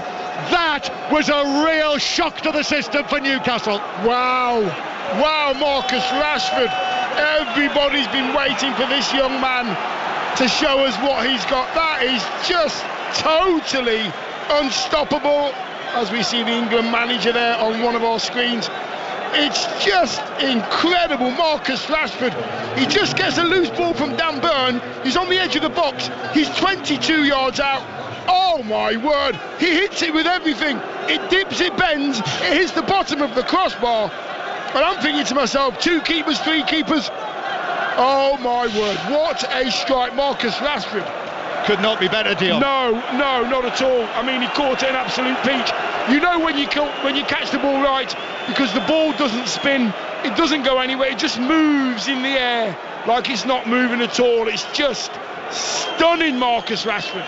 But it also just had a little bit of dip on it, which meant that it clipped the underside of the crossbar. But the ferocity of that shot, and I know now, people are able to see it, aren't they, and measure the speed of shots. That must have been hit. I remember him scoring. Do you remember he scored at Elland Road for England? Yeah. I think, was that Costa Rica? Yeah, I do. I mean, that was memories of that. The Costa Rica goal, I think, was further out. But that was the Marcus Rashford of top confidence. Yeah, absolutely. And a manager that's allowing him to do what he needs to do. Don't do too much work when you haven't got the ball. You stay in the areas where you can hurt the opponent. Marcus Rashford does it. You know what he does? He wants to drop his shoulder left, come inside and strike with his right boot. He did it that one. What a strike. Just a stoppage while we've been eulogising about that Marcus Rashford second goal. 2-0 Barcelona lead. And actually, Barcelona have lost Pau Kubasi while we were speaking. The 18-year-old central defender has had to go off, and he is going to be replaced by Ferran Torres. So reject for Barcelona at the back. So Ferran Torres is coming on to replace him. Now Kubasi is off. Ferran Torres coming, they're all looking across at Hansi Flick, Lewandowski and Ferran Torres, and Frankie de Jong is saying, what's the plan? And eventually, I have to say, that did baffle me. And now finally, from underneath the dugout, Andreas Christensen, the central defender, the former Chelsea man, appears, and the Barcelona players out there were saying, who's going to play in central defence? And then Christensen appeared, and that's it from Lewandowski. This was his first start of the season, so they're just being careful with the old man Dion, but he won't be scoring tonight. But never mind Barcelona, Marcus Rashford has twice. Yeah, he has, and he's been very, very potent. Very good use of the ball tonight from Marcus Rashford. Pace, very direct, as we know he can be, but he's given us an end product tonight. So Andreas Christensen is on. You mentioned Thomas Tuchel, Dion. He was part of Thomas Tuchel's Chelsea Champions League winning team. And Thomas Tuchel, incidentally, when Rashford scored that magnificent second goal, the cameras immediately focused. We saw on our tiny screen here Thomas Tuchel, there was not a flicker of German emotion on his face after Rashford scored that. But, you know, Thomas Tuchel has very much nailed his colours to the Rashford mast, and that's the kind of thing that he wants to see. Tonali now for Jacob Murphy. Newcastle have got a right battle on their hands now to get anything out of this opening match for them in the Champions League phase, and Gordon can only miscontrol that behind for a goal kick. And Newcastle 0, Barcelona 2 is the score here, while Manchester City lead Napoli by 2-0 in the Sports Extra commentary match. And more news from Hull KR, Sharon Shortle. And Warrington have taken the lead, 20 points to 16. Not going to plan for Hull Kingston Rovers with that League Leaders Shield at stake. Josh Thewlis going in from work from Matt Duffy for his second of the game, not converted by Sneed, but Warrington leads 16-20 the scoreline. Elsewhere in the Champions League, Eintracht Frankfurt now winning 4-1 against Galatasaray. I watched them lose to Bayer Leverkusen on Friday night in the league, but that is an excellent start for them. And also Sporting now have doubled their lead, 4-0 they're winning against Kairat on their Champions League debut.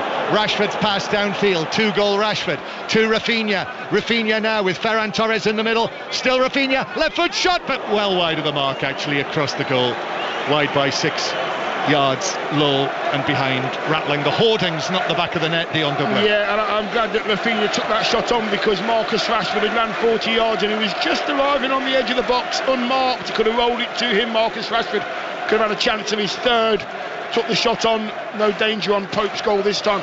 What Newcastle have got to do, they've got to get the ball wide to the fresh legs of Willock and Murphy, get it up to Voltemada as well. Yeah, there was certainly signs of an understanding, Murphy and Voltemada at the weekend. Overhit pass from centre field by Frankie de Jong, who just runs his fingers through his hair. That's behind for a goal kick. But it is Newcastle 0, Barcelona 2, and it looks as though the Spanish champions are on course for an opening victory in the league phase. Absolute gulf in terms of the two clubs and European experience. As I say, 5 times winners. This is their 619th match in all of the various European club competitions. Newcastle, this is only the 4th season that they've played in the European Cup Champions League. Only their 141st match in the various European competitions. And that's given away though by Gerard Martin. Trippier, his pass though hit the Barcelona defender. He's trying to slip it through to Murphy. Trippier again groans in the home sections. It looks as though this is going to be no repeat of PSG 2 years ago. What a night that was. And also no repeat of 1997. The only man who might score a hat-trick tonight is Marcus Rashford. Ball cleared away on the edge of the box by Gerard Martin. Dan Burn takes it down, plays it to Chow, who just brings it back onto his left side and gives it to Livramento. Livramento now carrying it down the left-hand side. Newcastle, still plenty of time left, 15 minutes. If Newcastle can get a goal and bring it back to 2-1. Gordon skipping in from the left-hand side. Voltemada, nice touch. Bruno Guimaraes for the shot, which is slightly juggled by goalkeeper Garcia. Just pushed it away to his left, but is just able now to pick it up from the ground. Yeah, better though from Newcastle. I think I'm looking at this Barcelona back four. They're looking a little bit leggy now, a little bit tired, and I do believe if you can get the ball forward, they won't be as comfortable under pressure with those new legs.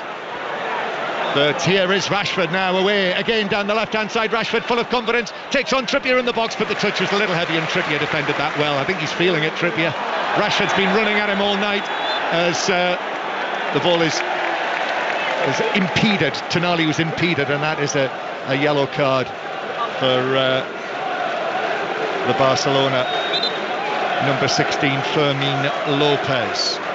But Trippier's down with cramp, Dion. Yeah, it doesn't surprise me because Marcus Rashford tomorrow. Yeah, it's tough. You're playing against Marcus Rashford, who's enjoying his night. He's got himself a couple of goals, and Barcelona are looking for Marcus in behind. Marcus is going to show for the ball, and then he's going in behind as well. And Kieran Trippier now, to be able to deal with Marcus Rashford for the whole game, he's done well. I don't think he's going to last the whole game, to be honest with you. I think Newcastle are going to make the change. And what about Rashford then, Dion? 27 years old now. Yeah. He's made this move to Barcelona, as we were saying. What a move that is, as Sven Botman is going to come on to replace Kieran Trippier. 27 years old, last week scored his first goal for England for 2 years. As I've mentioned, seems to be back in the picture there. He kind of rekindled things at Aston Villa, didn't he, with 4 goals before that just turned a little sour right at the end. And now this could be, he said, stressing the could be quite an exciting new start. Yeah, it could be if Marcus is. We've seen Marcus do this many times, where he's had times where we've seen little bits of it. Can he continue to do it? Tonight he's been outstanding, I've got to say. His goals have been brilliant too. A lovely smattering of applause for Trippier from just down to our left as he makes his way across. Here's Murphy, but Barcelona defend that well. 2 men there together, and Murphy is able to see it out for a throw-in down the right-hand side. Still Manchester City winning 2-0. Commentary on Sports Extra. Giovanni Di Lorenzo was sent off in the first half. So Manchester City on the way to victory. Newcastle trying to get a goal back. Gordon on the left-hand side, but excellent challenge from Araujo, who dived in with a challenge and put it out of play. And now Newcastle wanted to take a quick throw, but Araujo is down. Not so much as Araujo, but Araujo. he's got cramp now. Yeah, and I did say that they're looking a little bit leggy now, that Barcelona back four. Give it to Newcastle's fresh legs, get it wide, cross it in the box. The big man's waiting for anything that you can put in there for him. He hasn't moved from that centre forward position, occupying the 2 centre halves, which means the gaps between centre half and fullback are huge. Going to see the excellent Danny Olmo coming on. He's not a bad substitute, is he? Yeah. And also Eric Garcia, the former Manchester City man. So if Araujo's going to have to go off, Eric Garcia will slot in somewhere there, probably in central defence. Throw in for Newcastle. Bruno Guimaraes is beaten in the air. Comes out to Livramento though. Livramento clips it across. Challenged for by Botman. Now Chow on the edge of the area. Tall and angular as well. Willock drives it low, but too close to the goalkeeper, who's able to dive forward onto it. And it remains Newcastle 0, Barcelona 2. Yeah, I don't think it's a bad ball from Willock on the right-hand side. It's a loose ball, and he just thinks, I've still got teammates in there, and he leaves it in there in front of the keeper. The keeper just dives forward. There's no black and white shirt making a run across the goalkeeper. You're still in with this game. You've got a good 13 minutes. Get yourself across the keeper. Yep. Just over 10 minutes to go. Newcastle 0, Barcelona 2. De Jong back to goalkeeper Garcia, now Araujo, and then Pedri, who also covers a lot of ground, the number 8, part of the Spanish squad that won the Euros in Berlin. Ball across to the left-hand side to Gerard Martin, and the Barcelona supporters are way up high in the Leazes end. I'm sure many of them will have never been up there before with Barcelona last year in 2003, as Tonali turns and passes it away. Rashford back onto the ball, just down in front of us, but in comes the challenge from Murphy, and Bruno Guimaraes now forward to Gordon, blonde hair flapping over that headband, but Gordon's pass was a little short to Livramento. In comes the challenge, Barcelona win it back. Rafinha, I think he's going to lose out to Bruno Guimaraes, but it bounces back to Koundé. Still those two Barcelona players waiting to come on whenever the ball goes out of play. Passed forward to Fermin Lopez, Marcus Rashford, and now they are just slowing the pace and passing the ball around in the central third like a team that are winning 2-0 away from home in an awkward Champions League tie in the final 15 minutes of the 90. As they come forward again, and the ball is chested down through the middle by Ferran Torres. He had defenders either side. Chow was there and Botman. He went to ground, palms apart, looking to referee Nieberg, who wasn't interested. No penalty. Newcastle forward down the left-hand side to Anthony Gordon. Koundé again, excellent play to win the ball from Gordon. Koundé's done well tonight, I've got to say. He's had 2 or 3 players to mark down that left-hand side for Newcastle, but Koundé is choosing really good decisions here. There's been a clash off the ball between Rashford and Chow, and this was some way off the ball. Rashford's gone down, holding his face, and well, if there was anything sinister here, clearly these days the cameras will pick this up. VAR will pick this up. They're going to make the changes, Barcelona, and while they do that, let's go back to the Super League and Sharon Shortle.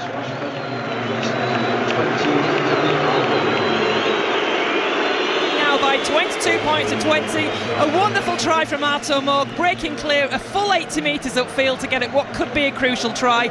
Reece Martin converted, but it still could go either way. Hull KR 22, Warrington 20. And if they have looked at that, it looks as though it's been passed as being innocent. Chow's challenge on Rashford, and Marcus Rashford is now being substituted, walking towards us, just the hint of a smile on his face as he leaves the field. As we've said before, Dion, we'd like to see more of that, wouldn't we, from Marcus Rashford? Exactly. Yeah, give us a smile, Marcus. Yeah, just a little bit of a smirk, bit of a smile. Just enjoy it, because you know you are some talent, young man. And when you play like you have done tonight, you deserve the plaudits. So enjoy them and keep repeating them. That's what I would say. Yes, a little hug from Herr Flick, Hansi Flick, as he leaves the field. And he's provided the moment of this match tonight, Marcus Rashford, with that second goal, as Tonali is impeded centre of the Barcelona half by Frankie de Jong. That's a yellow card for him. Yes, look out for that, by the way. Marcus Rashford's goals on the iPlayer, BBC website and app, and the highlights programme, another highlights programme for the Champions League tonight on BBC Two later on this evening. It was terrific. Possibly the best goal I've seen so far this season, Dion, I think. Yeah, he didn't hold back, did he? We know how Marcus really likes to strike the ball hard, but he struck it really hard and clean, and it was, I mean, the keeper had no chance at all. Pope just watched it go in the back of the net. Newcastle 2-0 down. Need a goal. Free kick taken to Gordon. His cross cleared away by Barcelona. It's been a really, experienced display from Barcelona. Consummate Champions League club, as we've said. Jacob Murphy, a bit like Arsenal actually against Athletic Bilbao on Tuesday night, just soaked up the pressure and then scored a couple of goals. Forward now, looking for a third goal, which would finish it off, but Chow is able to get there ahead of Ferran Torres. Jacob Murphy, but he's crowded out. Groans again from the black and white hordes. Fermin Lopez is able to get to his feet despite slipping over, and Barcelona go back into their own half. Eddie Howe comes out towards the edge of the coaching area. Certainly not panic stations for Newcastle. In this league phase, there's plenty of time to make up for an opening defeat. Long one downfield, which Byrne heads away to the halfway line. And as I've been saying, I think the draw is not too bad at all for Newcastle. Next one, Union Saint-Gilloise, and then Benfica here. then Athletic Bilbao come here. That'll be all red and white stripes and black and white stripes. It'll be like Sunderland have come to town. I'm sure they'll get a great reception. Marseille away, Bayer Leverkusen away, then PSV at home and PSG away the last match. Don't want to be needing anything from that. But Newcastle, their draw against 5 former winners of the European Cup or the Champions League, or indeed current winners in the case of PSG, as Joe Willock has just pulled up for a foul on Eric Garcia, and it's a free kick to Barcelona. 5 minutes to go. Still, even though they, by no means are Newcastle knocking on the door here, those early chances in the second half, Joe Linton with a header, the shot from Tonali, that's been about it. Really, Newcastle needed to have converted one of those chances in the first half. They didn't, and Marcus Rashford has made the difference. 2 goals for Rashford. That's the story here tonight. Manchester City still winning 2-0 in that match at the Etihad Stadium against the Italian champions, but the Spanish champions on top here on Tyneside. Pedri looks over his shoulder. There's no one coming, Pedri. Just very casually knocks it across. Here's Koundé. Koundé then all the way back it goes to Christensen on the halfway line. There's a foul on Ferran Torres in the middle of the Newcastle half, and it is a free kick to Barcelona. Yeah, they do it well, Barcelona. I mean, all game they've just literally had the ball in the midfield and they've just waited for that contact from a black and white shirt, and they just pass the ball on to the next player. There's always a pass on for a Barcelona player anywhere on the pitch. They work so hard to support their teammate. They make it look so easy. Yes, they do. Tonali now overhits the pass. That kind of sums it up, doesn't it? One of their mainstays, their most important players, Tonali, overhitting a pass, looking for Gordon to run down the left-hand side. I think in the bars and pubs of Newcastle, possibly in the big market tonight, if they're in the mood for it. They're usually in the mood for it, aren't they? They are. They'll be saying, should Voltemada have started for Newcastle? That'll be the discussion. Another goal at Manchester City, Mike Maine. No, it's still 2-0, John. The goal scorers are off, though. Haaland, who had his 50th Champions League goal tonight, is replaced, as is Jeremy Doku.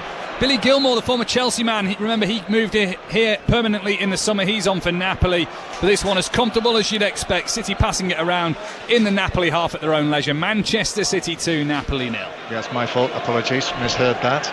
Newcastle 0, Barcelona 2. Premier League commentaries this weekend. The 3 o'clock choice, as it is this season. Brighton, Tottenham on 5 Live. Wolves, Leeds on Sports Extra. Don't miss Manchester United, Chelsea at 5:30 on Saturday. And then Sunday, 2 o'clock, Sunderland, Aston Villa on 5 Live. Bournemouth, Newcastle on Sports Extra. And then Arsenal, Manchester City, the small matter of 4:30, 5 Live, the place to hear that. Newcastle coming forward. If they're going to do anything, they need a goal sharpish. Willock down a blind alley, dispossessed.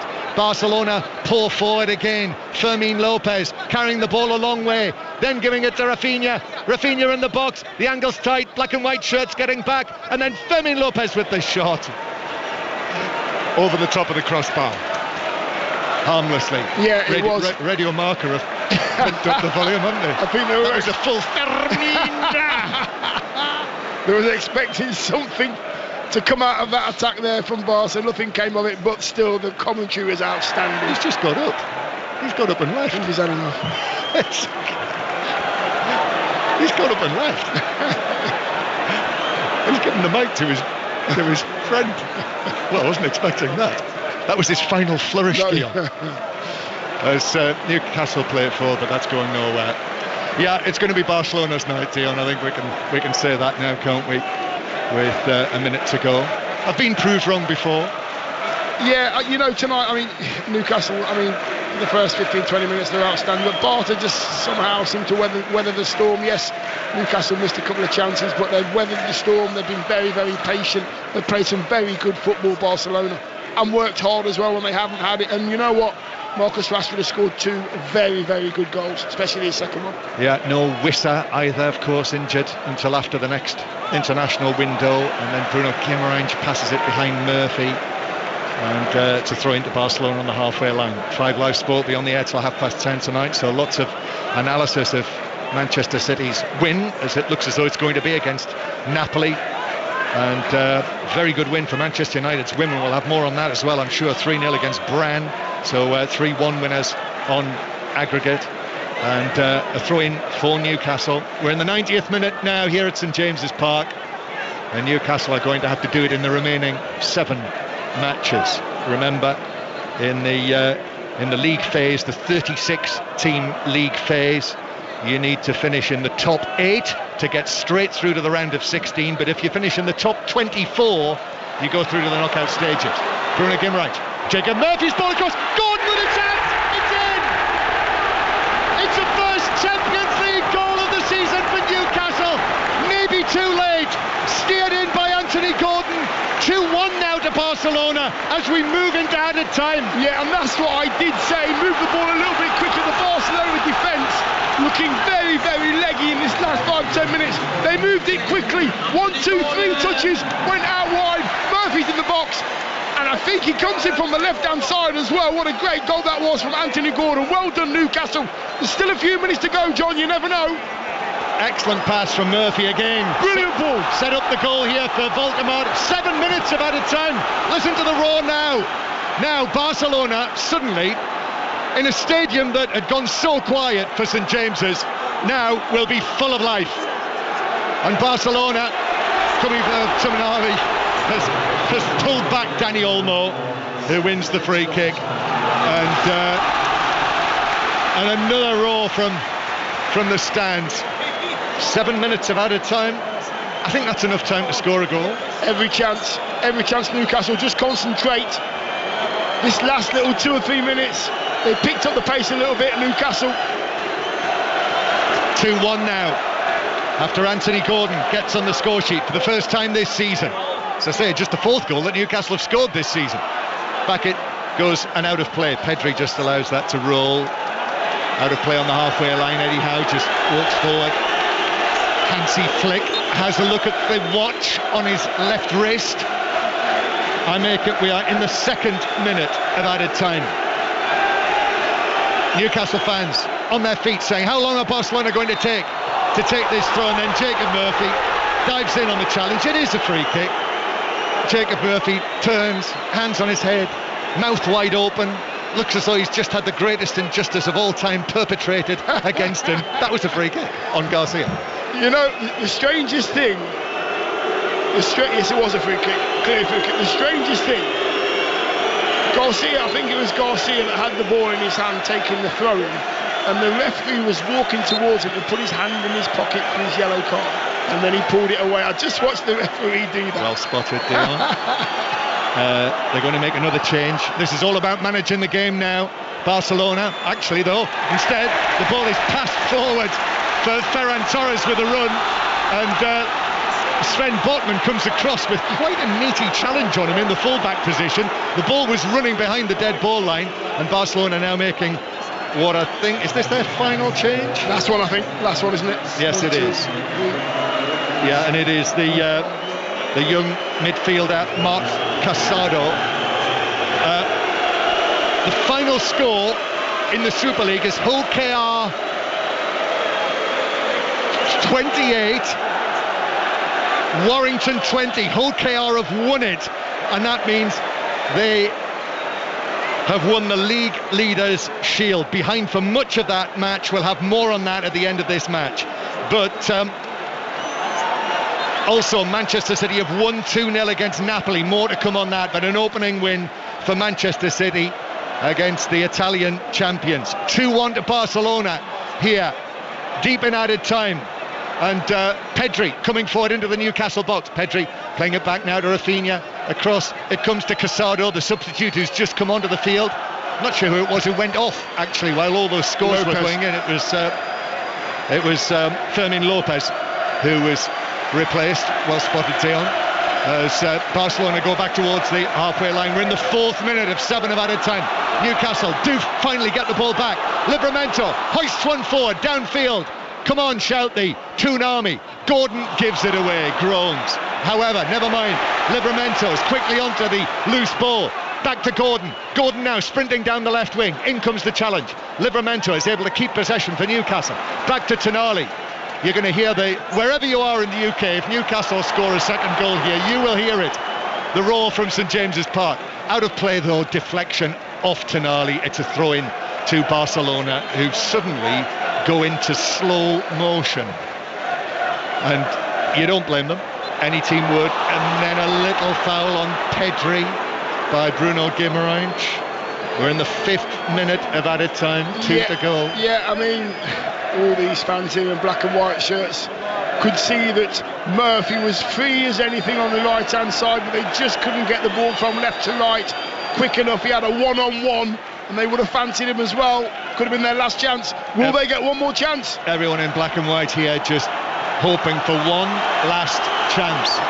Voldemort has hardly touched the ball yet since coming on as a substitute. Barcelona win it back.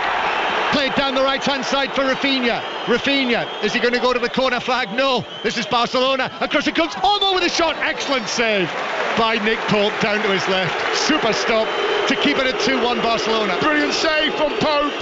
Rafinha just dropping it in.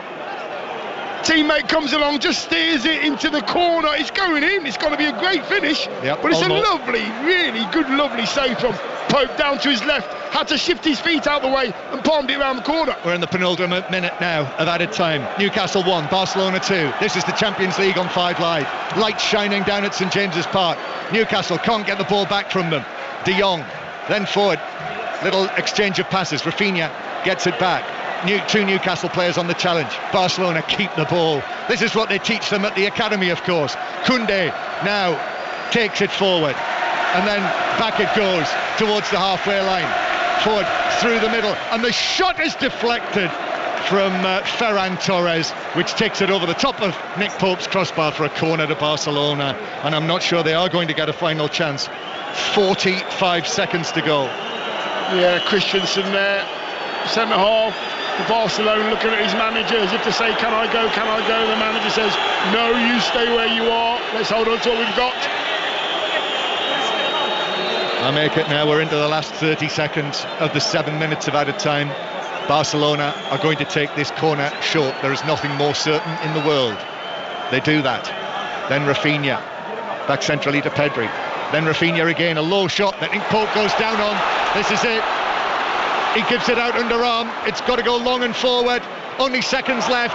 Chow's being pulled back blatantly, and that's that was an invitation for a yellow card for Casado. It all depends on whether referee Nieberg is going to add on time for that. Hansi Flick is saying that should be it to the 4th official. Down there he's pointing at that expensive watch of his. The 4th official points at his cheaper version and says no, they will still play on. It is the free kick from Pope. This is the last action of the match. Barcelona leading 2-1. Newcastle, last chance to win a point, a last gasp point. Up it goes, flicked on by Botman, bounces down Koundé, passes it away, still they play. Livramento has got it back, challenge from Pedri. The ball was out of play for a throw, but that is it, I think. No, it's not. Still will play on. The referee's being very generous here. The referee's been very generous. 2 balls on the field. Right, got to be long throw, Dion. This has got to be it. This has got to be long from Livramento. Tino scored a hat-trick back in 97 against Barcelona. They need a super long throw from this Tino. Now for the last chance. It's a loopy one. In it goes. Flicked on. Bounced across. Olmo clears it. Comes out. Tonali with a shot through a crowd. But straight at Juan Garcia, who was able to scoop it up, say thank you very much. The referee says deliver it downfield. The whistle's coming, and that's it. Punches of the air from Hansi Flick, and his substitutes and coaches down in front of us. Good win for Barcelona. A very good opening win for the Spanish champions, and Newcastle here at St James's Park. All of the hope and expectations, but it is a defeat on their return to the Champions League. And Marcus Rashford, the man of the night with his 2 goals. 2-1 the final score after Anthony Gordon's late goal for Newcastle, Dion Dublin. Yeah, I think Barcelona in the end seemed to wear Newcastle down with their patience with the ball, their consistent keeping the ball to a teammate, getting it in the right areas. Every single teammate had an option when they had the ball. Newcastle were outstanding tonight. I believe the chances that they missed in the first half, and they were good chances, probably allowed Barca to get back into the game. There should have been a goal up at half-time, Newcastle. You have to take your chances. I will not reiterate that enough. When you're playing against teams like Barcelona, a half chance is a good chance, take it. But on tonight's performance, Barcelona just nicked it for me. Yep, 7 matches to come. They're not going to be playing the Spanish champions every time, but a little bit like 2 years ago in the Champions League for Newcastle, there were some great memories and great moments, but in the end it was good but not quite good enough, and tonight that's the case. Newcastle 1, Barcelona 2, it's finished.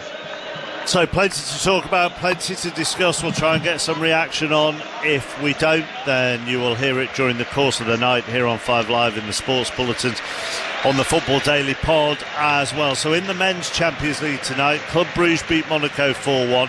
Finished FC Copenhagen 2, Bayer Leverkusen 2. They were the 2 early games this evening. Then in the 8 o'clock games, Eintracht Frankfurt 5, Galatasaray 1, Sporting 4, Kairat 1. As you've been listening to here on 5 Live, Newcastle 1, Barcelona 2. And at the Etihad, Mike Maine, was it routine for Manchester City in their 2-0 win over Napoli?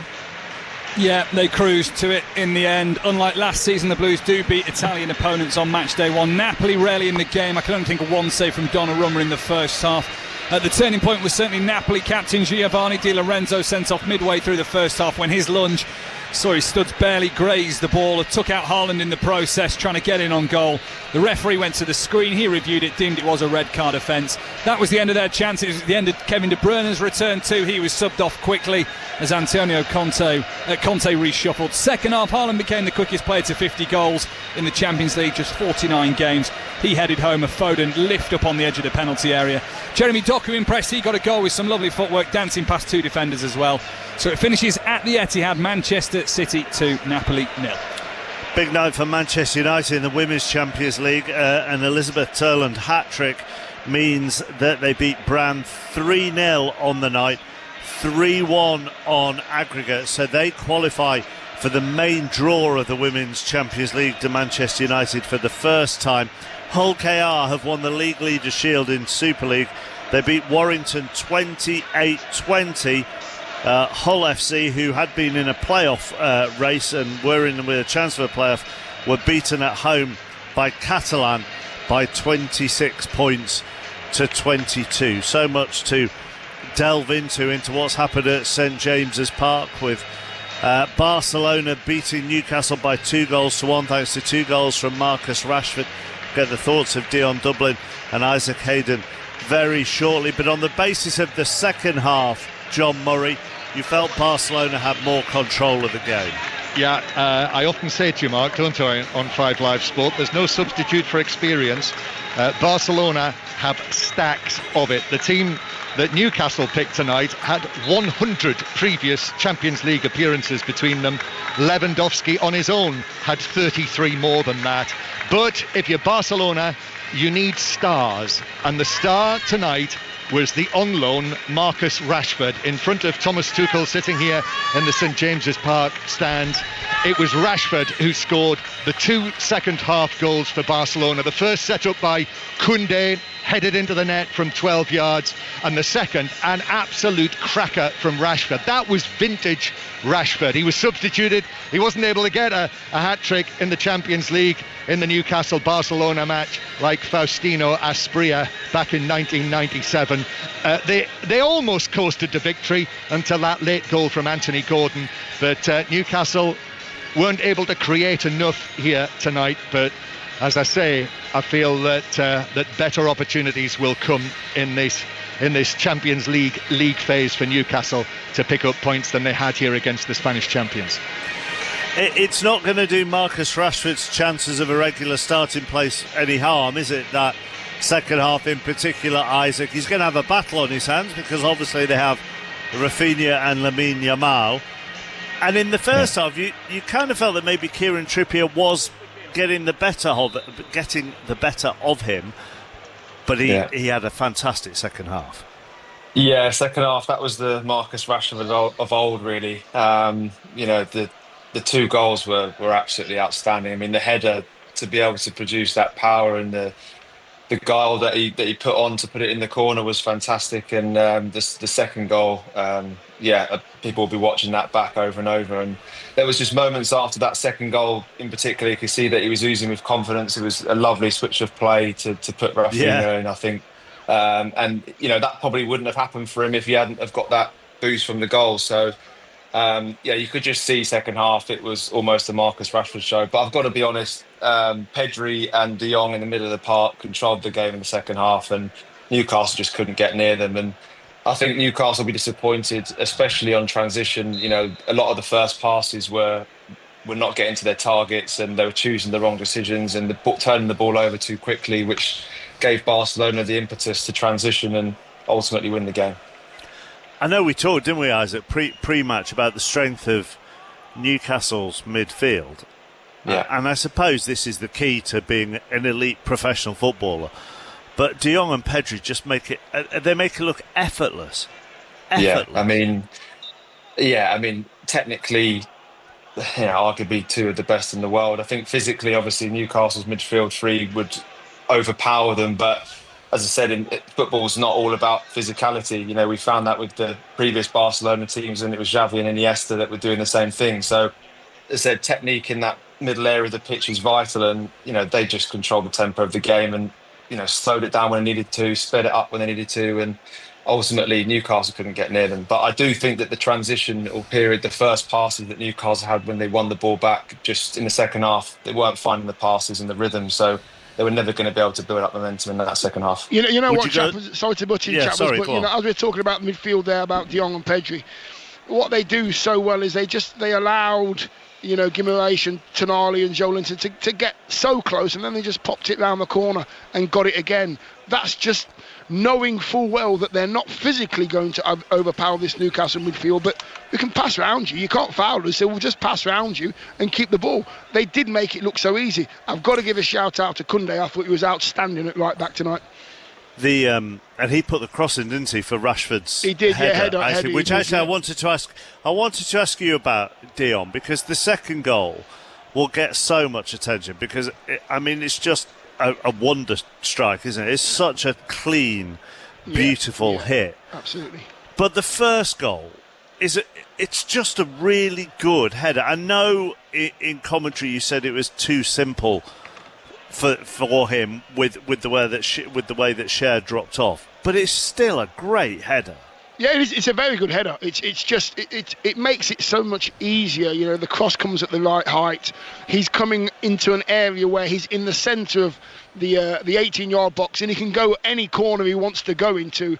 But he knows that the keeper's going to have to go to the near post because the cross is coming from the right. So he just guides it past the keeper's right shoulder. It's an easy header, but you've got to be able to get into those positions to make it look easy. He worked hard tonight, Marcus Rashford.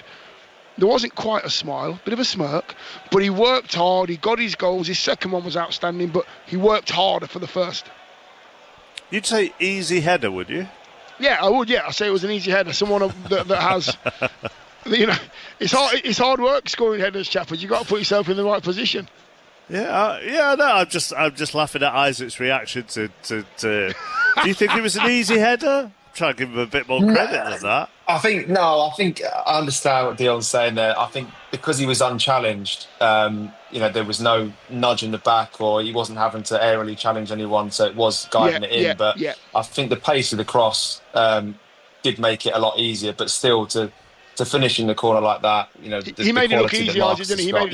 He made it look easy. Exactly, made it look easy. Yeah. Go give him a bit more credit. Go give him a bit more credit for the second one. That's what we do. The second one. Just a standard strike, was it? Dion couldn't have given him more credit. I know. I think, as I said during the commentary, I think this is a moot point really, but I'm sure Newcastle fans in the pubs and the bars will be saying, should Voltemade have started this match? Whether it would have made any difference or not, I don't know. Yeah. Well, it wouldn't have made any difference. That stunned you. Well, it just came. It sort of came out of the blue a little bit, did that? Because I was not in the really. middle of I think that's what Newcastle fans will be talking tonight. They spent £69 million deal on a new striker. I guess that's what they'll be saying. And I suppose if you look at the first half and the chances that fell to Barnes and Gordon, Isaac was spot on as well. Looking back at the Gordon chance when he completely mishit it, they're centre forward positions, and I think Voltemade would have been there. And he would have had a different mindset, and he would have put one of those two in, without a doubt. Okay, what do you think, Isaac? Yeah, I think it's always easy on reflection to go who should have started and who shouldn't have. But I do agree. The two chances in the first half, goals change games, and those two. One of those chances goes in, it's a completely different game in the second half. But I do think, especially in the second half, early on in the second half, just the balls that were going forward, the transition, it was breaking down too easy. So even with Voltemade up there, it's not guaranteed that it's going to stick. So it's always that first pass that goes into the centre forward just wasn't there tonight. Do you think they were trying to force it a little bit in that second half with the ball between the lines?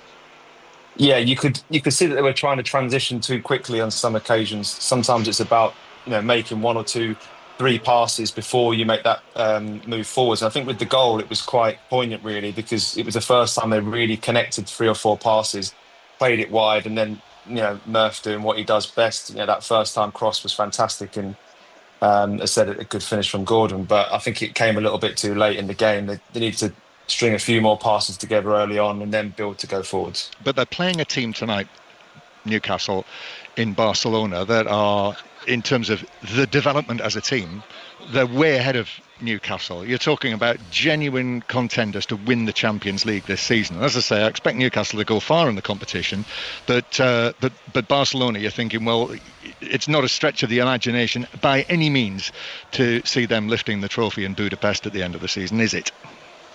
Well, let's bring Guillaume Balaguer in from Euro leagues. On the back of what you've seen in that performance, are they more or less likely to win the Champions League based on what you've seen? Well, I'll tell you what, Mark, what I've seen is a Barcelona that we hadn't seen this season anyway. Strong in both boxes. John Garcia intervened when he had to, and up front they were efficient. And the game management was absolutely fantastic. They looked around in the first 10-15 minutes with the noise, with the pressure of Newcastle players, with the fact that they just couldn't get out of his own half, thinking, okay, it's about defending with the ball. Can we do long passing sessions and make sure that we don't lose possession in the wrong places? Can we do that? And I think at the end of the first half they started doing that and realizing that they couldn't do some of the things that they normally do. This is in Spain is a high tempo, strong pressure team, but compared to the kind of tempo used by Newcastle, they're like all men walking around. So they couldn't match that. They couldn't match the physicality of Newcastle, and they just put in practice another game. When you do that, when you're clever enough to do that, and obviously when you're effective, when you have the chance to score, then that's a sign of a team that's matured compared to last season. And last season they made it to the semi-finals. So yeah, this is a team that can win the competition. Let's hear from Hansi Flick, shall we? Here are his thoughts after the game. It was a fantastic atmosphere, and of course we saw also that Newcastle, how they are playing. It's with a high intensity. This is what we expected before, and but we have the confidence today. We believe in our strengths, and this is good. It was a very frantic start. You mentioned there what you expected from Newcastle. Was that exactly it? Yes, of course. When you start in this season, the Champions League season, is very important to get 3 points from the beginning. Last season we played in Monaco, we lost. And so for today, it's a really, really good feeling for us, and helps us also to get better and better. Your players stayed patient though. Talk to us about Marcus Rashford and his 2 goals, 2 outstanding goals, but very different. Yes, of course. This is we always see in the training, and he showed today, and I'm very happy for him. Has he announced himself now as a Barcelona player? He is now, of course, he's one of. In the offense, we have a lot of good players, and he's one of this. And I'm really happy to have him because he gives us a little bit more opportunities to options to follow the match, and it's great. It's great to have him. What do you think it does for Rashford's stature within Barcelona, Guillaume? There were doubts. People were thinking, they haven't watched Aston Villa match in the last 6 months in Spain, and they don't realise that he actually had turned a corner already. Mentally, physically, he started being more confident. He learned about the positional game that Barcelona play through Unai Emery, and the injury didn't allow him to perhaps peak. But in any case, Barcelona fans had not seen that. All they heard is about the time at Manchester United, where people seem to still celebrate, based on social media this is, the fact that he wasn't scoring, that he wasn't at his best at Barcelona, that he hadn't shown the level that he's got. I don't know why Manchester United fans are rejoicing when he doesn't succeed, because they still got to buy him. He's on loan. But in any case, what Barcelona coaches had seen was a shy guy. It has been difficult to get through to him, as if he was somebody that has been hurt and wouldn't open up very easily. That perhaps he didn't rebel. If he didn't play, that's okay. If he was substituted, yeah, that's fine. Didn't have that kind of I don't know how to call it, passion or whatever it is that the Rafinhas or Lamine have when you come off the when you don't start the game. But as Hansi Flick had said, they seen his quality. And the interesting thing is that they see more, even though he's been playing on the left-hand side, they see more as a 9. So Do they? Yeah. And, scored as a 9, both goals, no? One outside the box, but from a central position, and a header. And they seem there because, he shows flashes of his ability on the left-hand side with the ball. Without the ball, he tends to forget that he's got all the stuff to do. And that's no good, because then that wing becomes very easy to attack. It's interesting that, isn't it, Dion? Because, Unai Emery occasionally used him through the middle, and sometimes Ollie Watkins was on the bench and Rashford went through the middle towards the end of last season. And yet, for quite a lot of the previous couple of years, Rashford was adamant that he wasn't a 9. Yeah, I don't see him as a 9 that I would consider an out-and-out 9. He could play there. I don't think he likes receiving the ball with his back to goal and somebody behind him. I don't think he's very effective when he's got a defender right behind him. I think he likes the grass in front of him. I think he likes to be able to take players on. If I was choosing between a 9 and the left-hand side, I would say he's in between the two, but I'd put him down the left-hand side more than anything. But as a number 9, he could do a job, but I think you'd get more out of him playing down the left. Last week, Thomas Tuchel told us that he sees Marcus Rashford as playing on the left for England, for him. But you could have a different role at club level. Maybe I'm managerial material, by the way. You never know, do you? Well, have you just realised that this evening? Just tonight, after what I just said. No, yeah, absolutely. To switch it back to Newcastle here, Isaac. What would be the positives? And we haven't heard from you yet. What would be the positives that Eddie Howe might take out of tonight? I think they stayed in the game, especially in the second half. I know it looked as if they were out of it, but as soon as they got the goal, obviously the crowd got up, and they were never, completely out of the game. It wasn't a rout. I know it was 2-0 and Barcelona were fairly comfortable, but even the last 10 minutes, they kept going, they kept pushing. And as I said, Barcelona, one of the favourites to win the competition, so it was always going to be a tough game first up, and they'll certainly have easier games than this going forwards. But I think they kept going, they kept plugging away, and as I said, it didn't turn into a rout. So that was the main positives, really.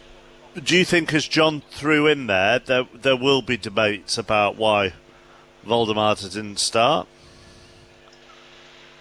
Yeah, of course. Whenever you spend, a club record fee on a striker, I think supporters will always be asking the questions as to why they haven't started in such a big game like this. But I think you have to trust the manager. He sees the players day in, day out.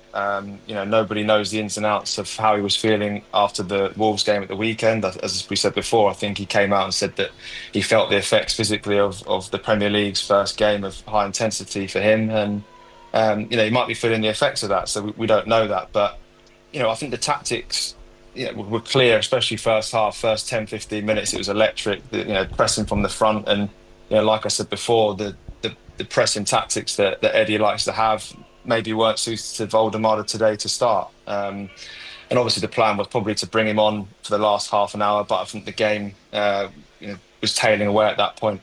Yeah, he might be a little bit like Arne Slot when he was talking about Alexander Isak last week. He could easily say, listen, we've signed him for 5 years or whatever it is, not just for the first fortnight.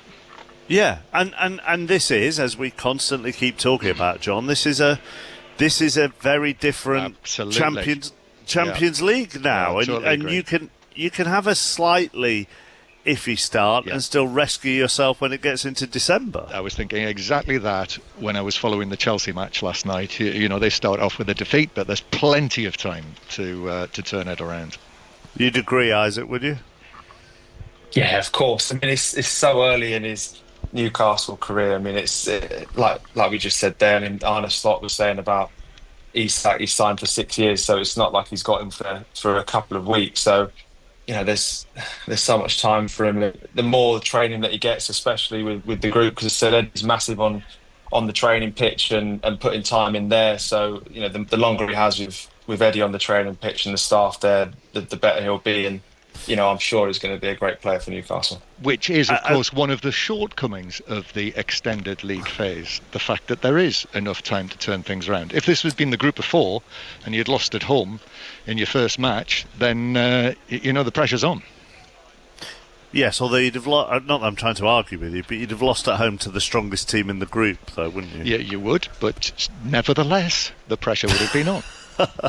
The final thing that you would say, Dion, before we say bye, is what I suppose it has shown is that Newcastle, and they'll need Wissa back as well here, won't they? Because maybe that front three of Barnes and Elanga and Gordon, whilst possessing a great deal of pace and trickery, might not deliver as many goals.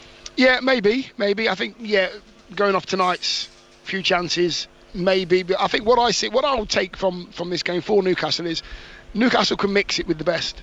They can mix it with the best on the big stage. They had their moments tonight when they could have gone ahead, and it would have been a very different game, as Isaac's mentioned as well. So that's the only thing I think they were missing tonight, just that little cutting edge. I mean, Barca took charge of the game for at least 70% of it, 75% of it, just showed their class and their patience. But they could have been a goal behind if Newcastle were a little bit more ruthless. And I'll say it again, do not waste chances against the big teams, because you will, unfortunately, lose the game. Thank you both, Dion and John. Marcus Rashford has said to television this evening, I'm enjoying it all and I think it's making me a better player. It's an amazing experience. Obviously, most people my age have watched Barcelona growing up, so it's an amazing experience to be part of this team, and we obviously want to win all the time. Guillaume, when you said that some people at Barcelona found him a bit difficult to get through to, that's not saying he's being difficult. I mean, I just think he's probably quite shy and trying to settle in, isn't he? 100%. And I was lucky enough to see him at close quarters while I was doing the book with Aston Villa last year, and he was exactly the same. But there are coaches that at Aston Villa, like every other big club, where they worked individual and they try to get to the player through the head. They just joke with them, and if there is no joke back, that's not the way. They will try to just give them information, whatever it is, to get through the player.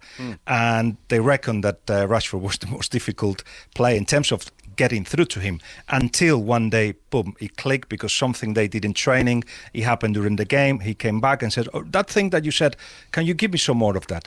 And then that's it. Then they got him. So, okay, it was through football. that they got him. He doesn't want to be friends with anyone in particular. He obviously is closer to the contingent of Barcelona that speaks English, but he speaks through his feet, his football, his training, and he trains very, very well. And whenever he's got to play, through whatever he does on the pitch. So difficult? No, not at all. But it was interesting is that, of course, the likes of Lamine has had Rashford for many years in the PlayStation. And when he found out that Rashford could be a possibility, he went and sent a message to the director of football saying, bring him on, bring him, get him here. Because not just him, but the rest of the kids that are there, and really is like a school, little, everybody's a teenager there, had Rashford as a superstar. And perhaps they didn't fully understand what had happened at Manchester United. Not many people talk about it. What they see is a guy that has got, a lot of potential. And given the right conditions, he will shine.